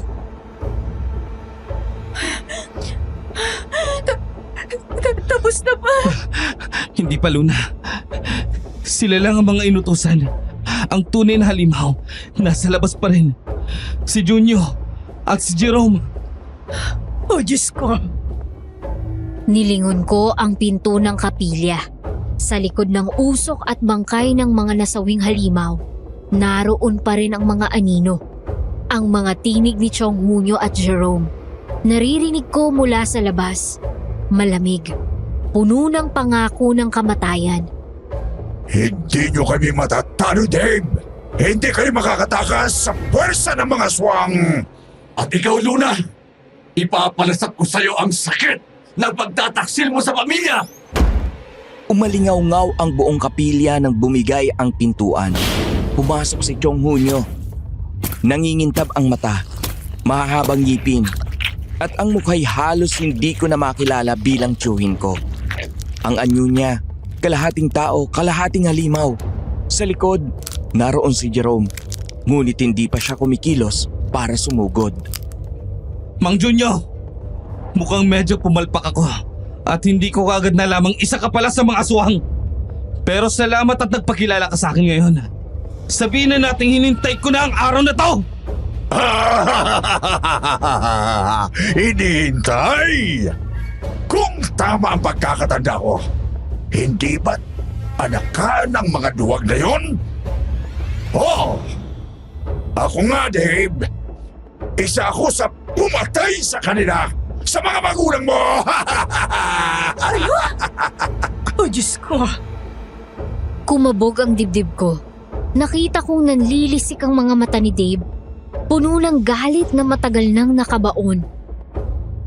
Kaya pala hindi nawala ang mga bangungot dito sa baryo. Ang mga mukhang yun, hindi ko man lubos na tanda. Pero isa ka sa kanila. Pinatay mo ang tatay at nanay ko! Oo, at pinagsawaan pa namin ang dugo nila bago nila pang laman. Bata ka pa noon. Pero kita ko kung paano ka umiiyak, kung paano ka nanginginig. Hindi ko akalaing lalaki kang magiging tinik sa lalamunan ko. Kaya ginawa ko ang lahat para sa iyo mabaling ang galit ng mga tao. At hindi sa aming mga swang. Nagbanggaan ang itak at ang matitigas na kuko. Kumalat ang ingay ng bakal sa buong kapilya. Si Dave, umaalagwa ng galit. Si Chong Hunyo, tumatawa habang tinatanggap ang bawat hampas ng itak sa kanya. Mamamatay ka na ngayon! Sa harap ng krus na to! Huwag kang magmadali. May isa pa akong kasalanan na siguradong ikagugulat ninyo, lalo na ikaw, Marife. Junyo, huwag mong sabihin. Oo, Marife. Ako rin ang pumatay kay Maria. Ang sarili kong asawa at ang ate mo. Hindi, Chong, hindi totoo yan. Totoo, Luna. Nang mabisto niya ang sekreto ko, nang makita niyang nilalamong ko ang laman ng tao isang gabi, nagmamakaawa siya. Pero anong ginawa ko? Nilapastangan ko siya at pinagsasasaksak gamit ang matalingkong ko at inubos ko ang dugo niya. Hayop ka, Junyo. Sarili mong asawa ang ate ko. Hindi na nakatiis si Mama. Dinampot niya ang bote at isinaboy kay Chong Hunyo. Sumirit ang usok sa balat niya at sumigaw siya ng buong lakas at galit. Walang silbiya sa akin. Hindi niyo ako mapapatay. Hindi! Hindi na namin hayaang makapatay ka pa ulit ng mga inosenteng tao rito! Halos mabingi ako sa lakas ng labanan. Ang bawat hampas ni Dave, puno ng galit at paghihiganti. Ang bawat salag ni Chong Hunyo, may kasamang halakhak na nakakakilabot. Ang paligid ng kapilya, umuusok sa patak ng banal na tubig na tumatama sa katawan ng halimaw. Dave, ingat ka! Tumalon si Chong Hunyo. Sumugod kay Dave. Halos mabiyak ang dibdib niya kung hindi lang siya nakaiwas. Ang lakas niya, parang 3 tao. Makakaganti ka ba sa akin, Dave? O susunod ka rin sa mga magulang mo? Hindi! Ngayon, tatapusin ko ang lahat ng kasamaan mo. Ipaghihiganti ko silang lahat. Panginoon, sa iyong kapangyarihan, pawiin mo ang dilim na nasa harap namin. Linisin mo ang halimaw na to ng iyong banal na apoy! Tinamaan sa mukha si Chong Hunyo. Nagsisigaw siya. Ang balat niya'y nagliyab, nagbitak, at makapal ang usok na sumisingaw mula sa kanyang laman. Pero hindi pa rin siya bumibigay. Sa halip, lalo siyang nagngit-ngit sa galit. Hindi ninyo ako mapapatay! Ako ang pinakamatagal ng aswang na nabubuhay dito! Ngunit sa galit ni Dave, natamaan niya ang balikat nito. Bumulwak ang itim na dugo at narinig kong lumagapak ito sa sahig. Si Chong Hunyo napaatras habang nanginginig. Tapusin mo na siya, Dave! Para sa mga magulang mo! Para sa ate ko! Para sa lahat ng pinatay mo! Bumagsak si Chong Hunyo. Halos maabo ang katawan sa dami ng banal na tubig at sugat ng itak na tumama sa kanya. Ang mga mata niya'y naglaho ang pula, napalitan ng abot-usok. Ang halakak niya'y naputol sa isang nakakatindig balahibong ungol. Nilingon ko si Dave. Ang katawan niya, puno ng pinaghalong pawis at dugo. Ang mga kamay nanginginig, ngunit ang mga mata matatag. At sa isang saglit, alam kong natapos na ang bahagi ng kanyang paghihigante. Pero alam ko rin, hindi pa tapos ang lahat.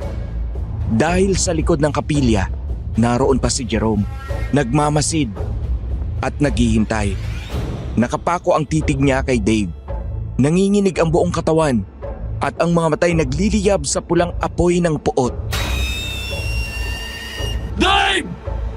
Pinatay mo ang tatay ko! Papatay din kita! Hindi ako nagsisisi sa ginawa ko. Karapat dapat siyang mamatay. Karapat dapat! Ama ko siya! Siya ang nagturo sa akin! Siya ang nagpalaki sa akin! At ikaw, sa sandaling oras, nagawa mong patay ng tatay ko! Jerome! Hindi mo naiintindihan! Ang tatay mong pumatay sa mga magulang ni Dave! Wala akong pakialam! Kahit ano pa ang ginawa niya, wala kang karapatang kuhanin siya sa akin! Ngayon, dudurugin kita hanggang walang matira sa'yo kundi mo to! Sumugod si Jerome. Mas mabilis at mas mabangis kaysa kay Chong Hunyo. Ang kanyang mga kuko'y tumama sa sahig, nag-iwan ng malalalim na hiwa. Si Dave, agad inangat ang kanyang itak, ngunit ang lakas ng pinsan ko'y ibang antas. Itong kabayaran din! Para sa lahat ng dugo na ninakaw mo! Hindi ako magnanakaw ng dugo! Mga halimaw kayo! Mga mamamatay tao! Kayo ang dahilan ng lahat ng iyon. Kaya huwag ako ang sisisihin mo sa nangyari sa mga kasamahan mong mga demonyo! At ano ka? Ikaw rin! Mamamatay tao! Huwag ka magkunwaring mas banal! Pumapatay ka rin kagaya namin! Hindi siya tulad ninyo! Ang pinapatay niya, kayo! Mga aswang at tulad niyo! Mga palusot! Kasinungalingan! Nakita kita, Luna. Lagi kang nasa tabi niya. Nakikita ko kung paano ka tumitingin sa kanya. Kaya lalasapin kong makita kang masaktan sa pagkamatay niya. Una, papatayin ko siya sa harap mo. Pagkatapos, ikaw ang susunod! Napasinghap ako nang tumama ang kuko ni Jerome sa balikat ni Dave. Dumanak ang dugo. Napasigaw si Dave, ngunit hindi siya tumigil. Gumanti siya ng hampas. Tinamaan ang hita ni Jerome at nagliyab ang dugo sa balat nito nang dapuan ng banal na tubig na pinahid sa kanyang itak. Wala ka pa rin laban sa akin. Kahit sugatan ako, mas malakas pa rin ako kaysa sa'yo. Mabilis lang akong makakabawi ng lakas. Hindi mo ako matatalo. Hindi ako susuko sa'yo, Jerome! Nagbagsakan ang mga bangko ng kapilya habang patuloy ang salpukan nila. Ang bawat hampas ni Jerome parang bagyo. Ang bawat sipa at dasal ni Dave puno ng desperasyon. Nakita kong lumalalim ang sugat ni Dave at unti-unti siyang nauubusan ng lakas. Luna! Sabuyan mo ng holy water ang pinsan mo! Jerome! Tumigil ka na! Tinamaan ng banal na tubig ang braso ni Jerome hanggang sa nagliyab ang balat niya. Ngunit lalo lang siyang nagalit. Wala kayong tigilan! Hindi niyo ako mapapatay! Hindi ako matatalo ng isang alipin ng Diyos! Panginoon, gabayan mo ako! Sa isang iglap, parehong tumama ang kanilang mga armas sa isa't isa. Kuko laban sa itak. Pareho silang nadaplisan. Si Dave, tinamaan ng tagiliran. Si Jerome, nasugatan sa dibdib, pero hindi pa rin siya bumibigay. Hindi ka titigil. Gusto mong malaman ng tunay kong galit. Hindi lang tatay ko ang nawala sa akin. Ikaw rin ang kumuha sa buhay ng mga kasama naming dapat na mag-aari sa baryo! Hindi ako titigil. Pinili ko ang tama. At ngayon, tatapusin ko ang lahat ng kaibangang to! Sa lakas ng huling atake ni Dave, natamaan si Jerome sa balikat. Ngunit bago siya tuluyang bumagsak, umungo siya at tinamaan ng matalim na kuko ang dibdib ni Dave. Luna, huwag kang matakot. Patay na silang lahat. Ngayon na, Luna! Tapusin mo na siya! Buong lakas kong isinaboy ang natitirang banal na tubig kay Jerome. Nagliyab ang buong katawan niya. Umiyak siya ng malakas.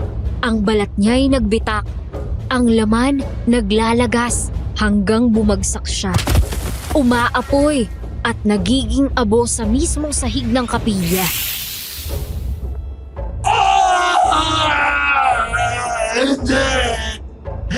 Hindi mo ako matatalo!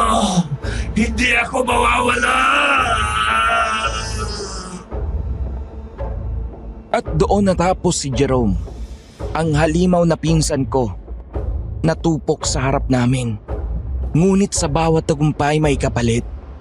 Si Dave, nakaluhod, duguan, halos mawala ng ulirat.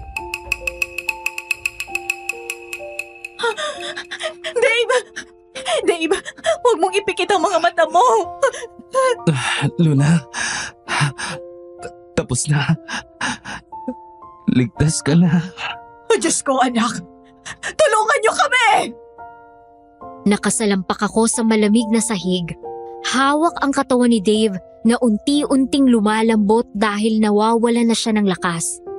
Ang dugo niya dahan-dahang bumabalot sa aking damit. Mainit at mabigat. Ang mga mata niya halos hindi na kayang magmulat, pero pinipilit niyang buksan para sa akin. Dave, huwag mong gawin to. Huwag mo kong iwanan. Hindi ka pwedeng sumuko. Luna, huwag ka nang umiyak. Hindi ko kayang makita kang ganyan. Paano ako titigil? Nakikita kong nawawala ka sa harap ko. Wala man lang akong magawa para iligtas ka, Dave. Meron kang magagawa. Pakinggan mo ko. Kahit hanggang sa huling hininga ko. Umigpit ang hawak ko sa kanya. Pinilit kong pigilan ang luha ko. Pero lalo lang itong bumuhos. Ramdam kong unti-unting lumalalim ang sugat niya. At wala na akong lakas para pigilan ang oras at hindi siya mawala sa akin. Sabihin mo, Dave. Sabihin mo kahit ano. Makikinig ako. Mahal kita, Luna. Simula pa lang, ramdam ko na. Pero pinili kong ilihim to. Hindi ko akalaing darating ang araw na masasabi ko to sa'yo. Pero sa ganitong paraan pa. Bakit ngayon mo lang sinasabi yan? Bakit kailangan dito pa? Sa oras na mawawala ka na. Kasi ngayon, alam kong wala na akong maitatago pa. Wala nang magiging bukas para sa akin. Dahil alam kong hanggang dito na lang ako. Pero gusto kong malaman mong ikaw lang ang pinakamagandang nangyari sa buhay ko. Bumagsak ang mukha ko sa dibdib niya. Nanginginig. Ang bigat ng bawat salita niya, parang mga sugat na muling bumubukas. Dave! Hindi mo ako pwedeng iwanan. Mahal din kita. Naririnig mo ba? Mahal din kita. Mahal kita. Luna, ulitin mo. Gusto kong marinig ulit. Mahal kita. Ikaw ang mahal ko. Ikaw lang. Wala nang iba. Salamat. Salamat, Luna. Kahit sa huling sandali, narinig ko yan. Hinawakan niya ang mukha ko gamit ang nanginginig niyang kamay. Dinama ko ang lamig na dahan-dahang kumakain sa kanya. Ang mga mata niya ay kumikislap sa luha, ngunit may kapayapaan. Kung may pagkakataon, sa susunod na buhay, hahanapin ulit kita doon. At doon, hindi na kita bibitawan pa. Hindi kita bibitawan kahit ngayon. Lalaban tayo, Dave. May paraan pa. Huwag mong sayangin ang luha mo. Sa pag-asang meron pang magagawa.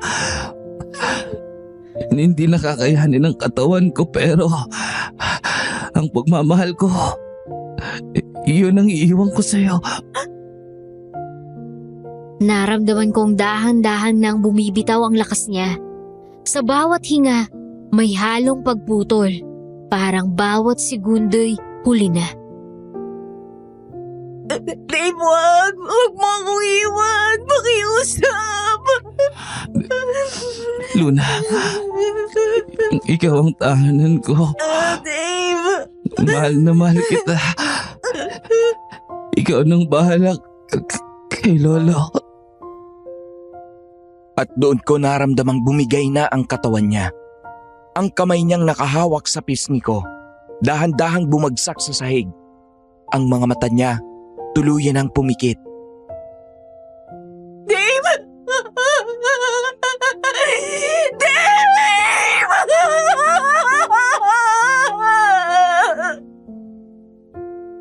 Nayanig ang buong kaluluwa ko. Para akong pinilas, iniwan sa gitna ng kawalan. Ang mga yakap ko sa katawan niyang malamig, wala nang tugon pabalik. Apo ko! Apo! Ikaw na lang natira sa akin. Bakit ka pa kinuha? Paano na ako ngayon? Si Lolo Benedicto lumuhod sa tabi namin. Niyakap ang bangkay ng apo niya. Ang iyak niya parang batang inagawan ng lahat.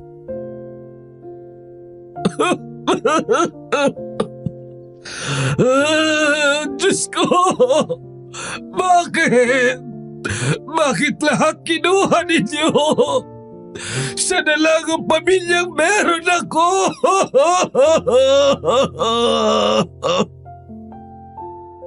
Napayakap ako kay Lolo. Parehong nilalamon ng lungkot. Ang mga sigaw ng puso ko'y wala ng kasagutan. Si Dave, ang lalaking minahal ko. Ang lalaking pinangarap kong makasama. Ngayon, isa na lang malamig na katawan. Hindi ko alam kung paano.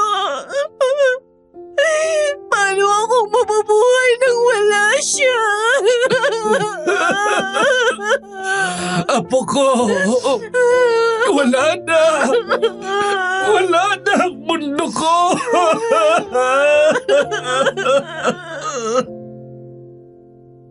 Ang kapilya ay natabunan ng abo, dugo at iyak.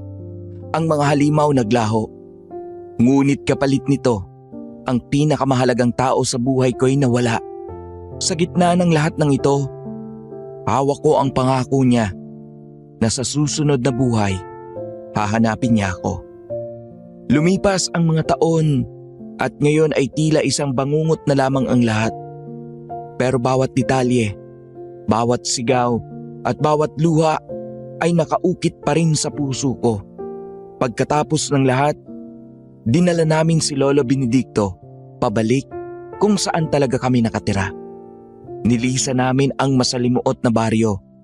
Pagkatapos bigyan ng maayos na burol at libing si Dave, inalagaan namin si Lolo Benedicto na para na ring sariling ama. Binilhan ng gamot, pinakain at binantayan hanggang sa huli.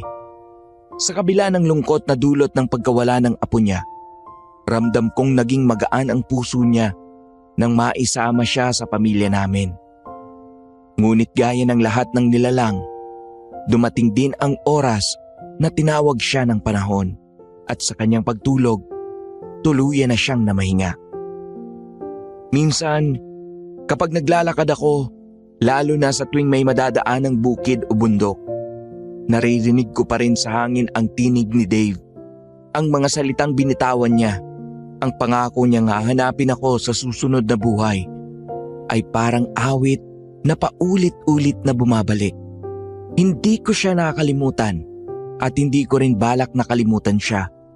Ang mga alaala namin, maging ang mga sugat ng nakaraan, ay nagturo sa akin at kay Mama ng isang aral na hindi mabubura. Ang kasamaan, gaano man ito kalakas, ay hindi magwawagi laban sa pag-ibig at pananalig. Hanggang ngayon, dala ko ang bigat ng lahat. Pero sa bawat patak ng ulan at bawat sinag ng araw, ramdam kong naroroon siya. Nakatingin mula sa malayo. At kahit wala na siya, alam kong minahal niya ako hanggang sa huli. At ako man, mamahalin ko pa rin siya hanggat ako'y may hininga. Bago po ako magpaalam sa inyo, gusto ko po sanang mag-iwan ng isang katanungan na sana po'y masagot ninyo, Paula and Popoy. Pati na rin ang listeners kung mabigyan man ng pagkakataong mapili ang kwento kong ito na mabasa ninyo. Kung kayo po ang nasa sitwasyon ko nung mga oras na yon at naiipit ka na sa sitwasyon sa pagitan ng tiyuhin mo at taong mahal mo, tutulungan niyo pa rin po ba si Dave na makatakas kahit wala ka rin kasiguraduhan sa tunay niyang pagkatao? At ano talaga ang totoo? Sana po masagot ninyo ako at matutuwa rin akong makabasa sa comment section. Maraming salamat po. Aswang Radio. Aswang Radio. Aswang Radio. Welcome back mga mahal nating tagapakinig. Ay nako, hindi pa rin ako makaget over sa kwento ni Luna. Grabe. Grabe! Alam mo na agad na hindi ordinaryong love story ang mapapakinggan mo eh. At inaamin ko ring naiyak talaga. Tama ka, Poy. Ako rin. Napaiyak talaga ako. Talagang nakakakaba, nakakaiyak, at punong-puno ng aral. Halo-halo na, Poy. Pero bago natin sagutin ang tanong ni Luna, gusto muna natin i-share ang aming mga saloobin, ganyan. Syempre, di ba, tayo muna. Realizations at yung pinakatumatak na eksena para sa amin. Ako prangkahan na ha. Ay, talaga? Sobrang na-shock ako.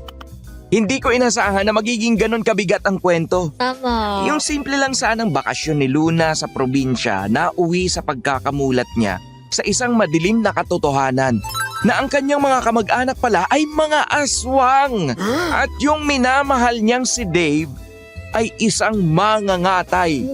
Alam mo yon? Horror meets romance meets family drama. Ang dami kong whiplash habang binabasa ko tong kwentong ito.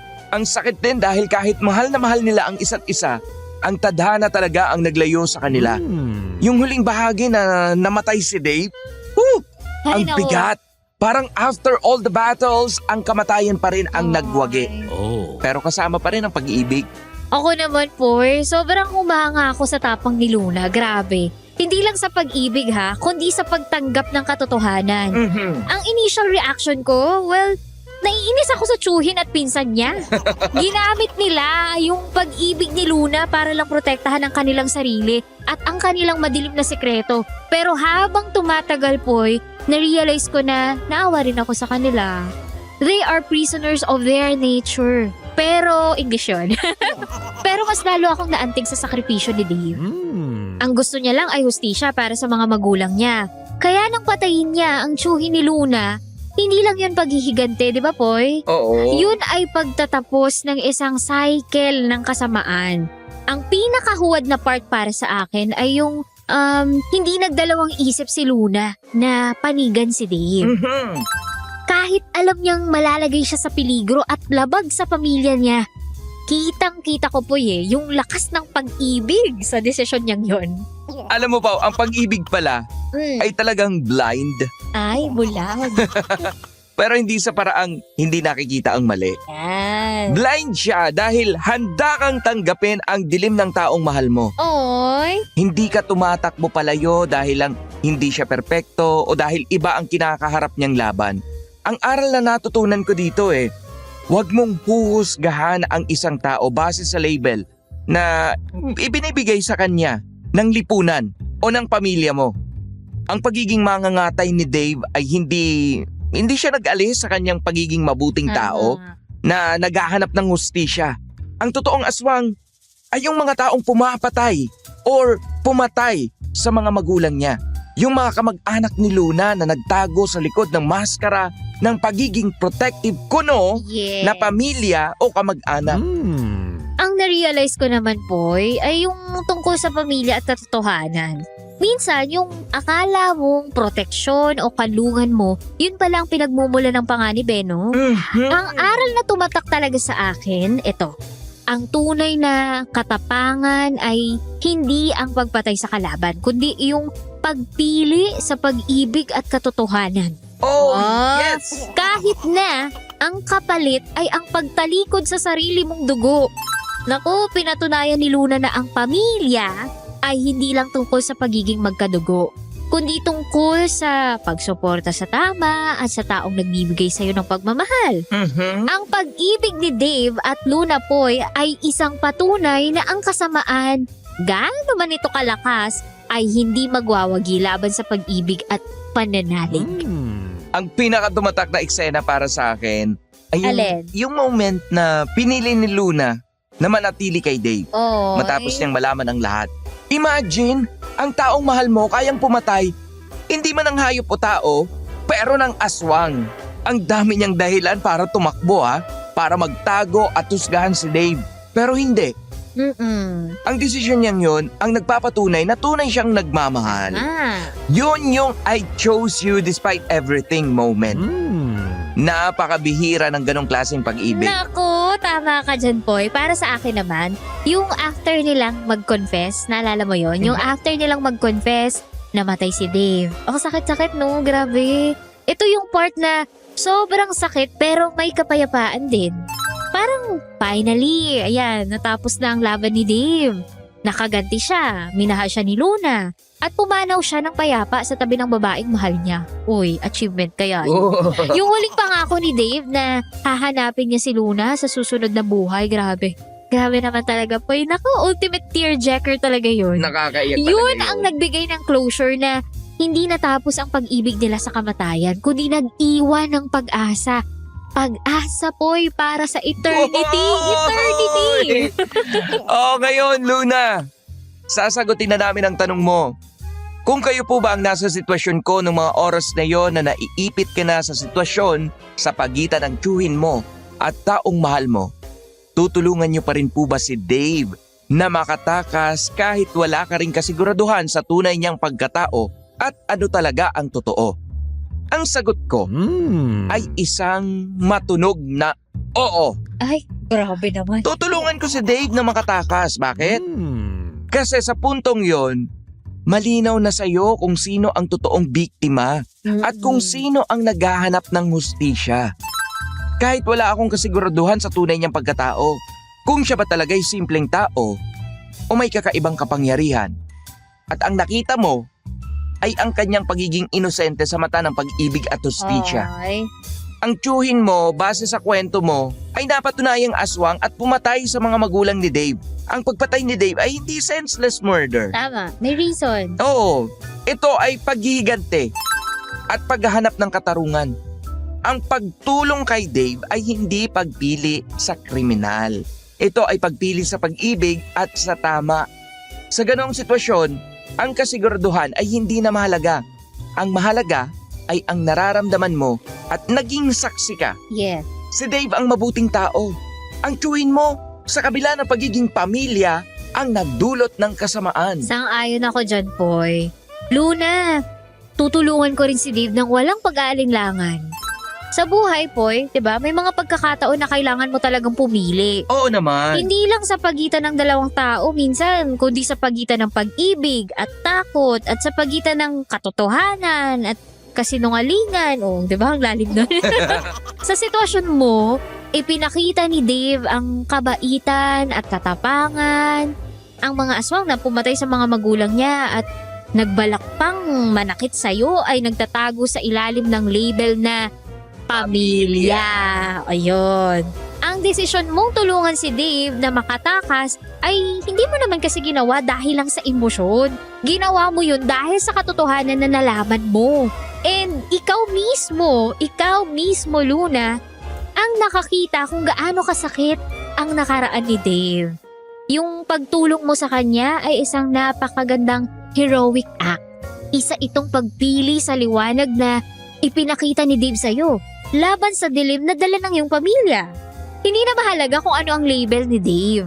Ang mahalaga, di ba po, yung pag-ibig na naramdaman mo ay totoo at kanyang dahilan ay makatarungan. Tumpak!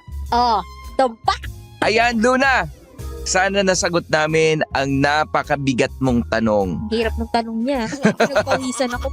At ngayon, ibinabalik namin ang tanong na yan sa inyo, mga minamahal naming tagapakinig. Mga kaibigan, paki-comment naman sa comment section ang inyong sagot. Kung kayo si Luna, let's say kayo nga siya, Luna ang pangalan nyo. Tutulungan nyo rin ba si Dave na makatakas? Bakit? At syempre, pakishare din ang inyong pinakatumatak na eksena sa kwento ni na Luna at Dave. Yes. Anong aral ang nakuha ninyo? Maraming salamat sa pagbabahagi ng kwento mo, Luna. Hanggang dito na lang din po ang ating kwentuhan. Ako po si Popoy na nagsasabing, pwede mo akong gawing midnight snack, pero dapat ako ang unang kakagat. At ako naman si Paula na nagsasabing hindi ako nangangain, maliban na lang kung ikaw ang kakainin. At ito ang Aswang Radio. Aswang Radio, ang radyo ng mga aswang. Halina't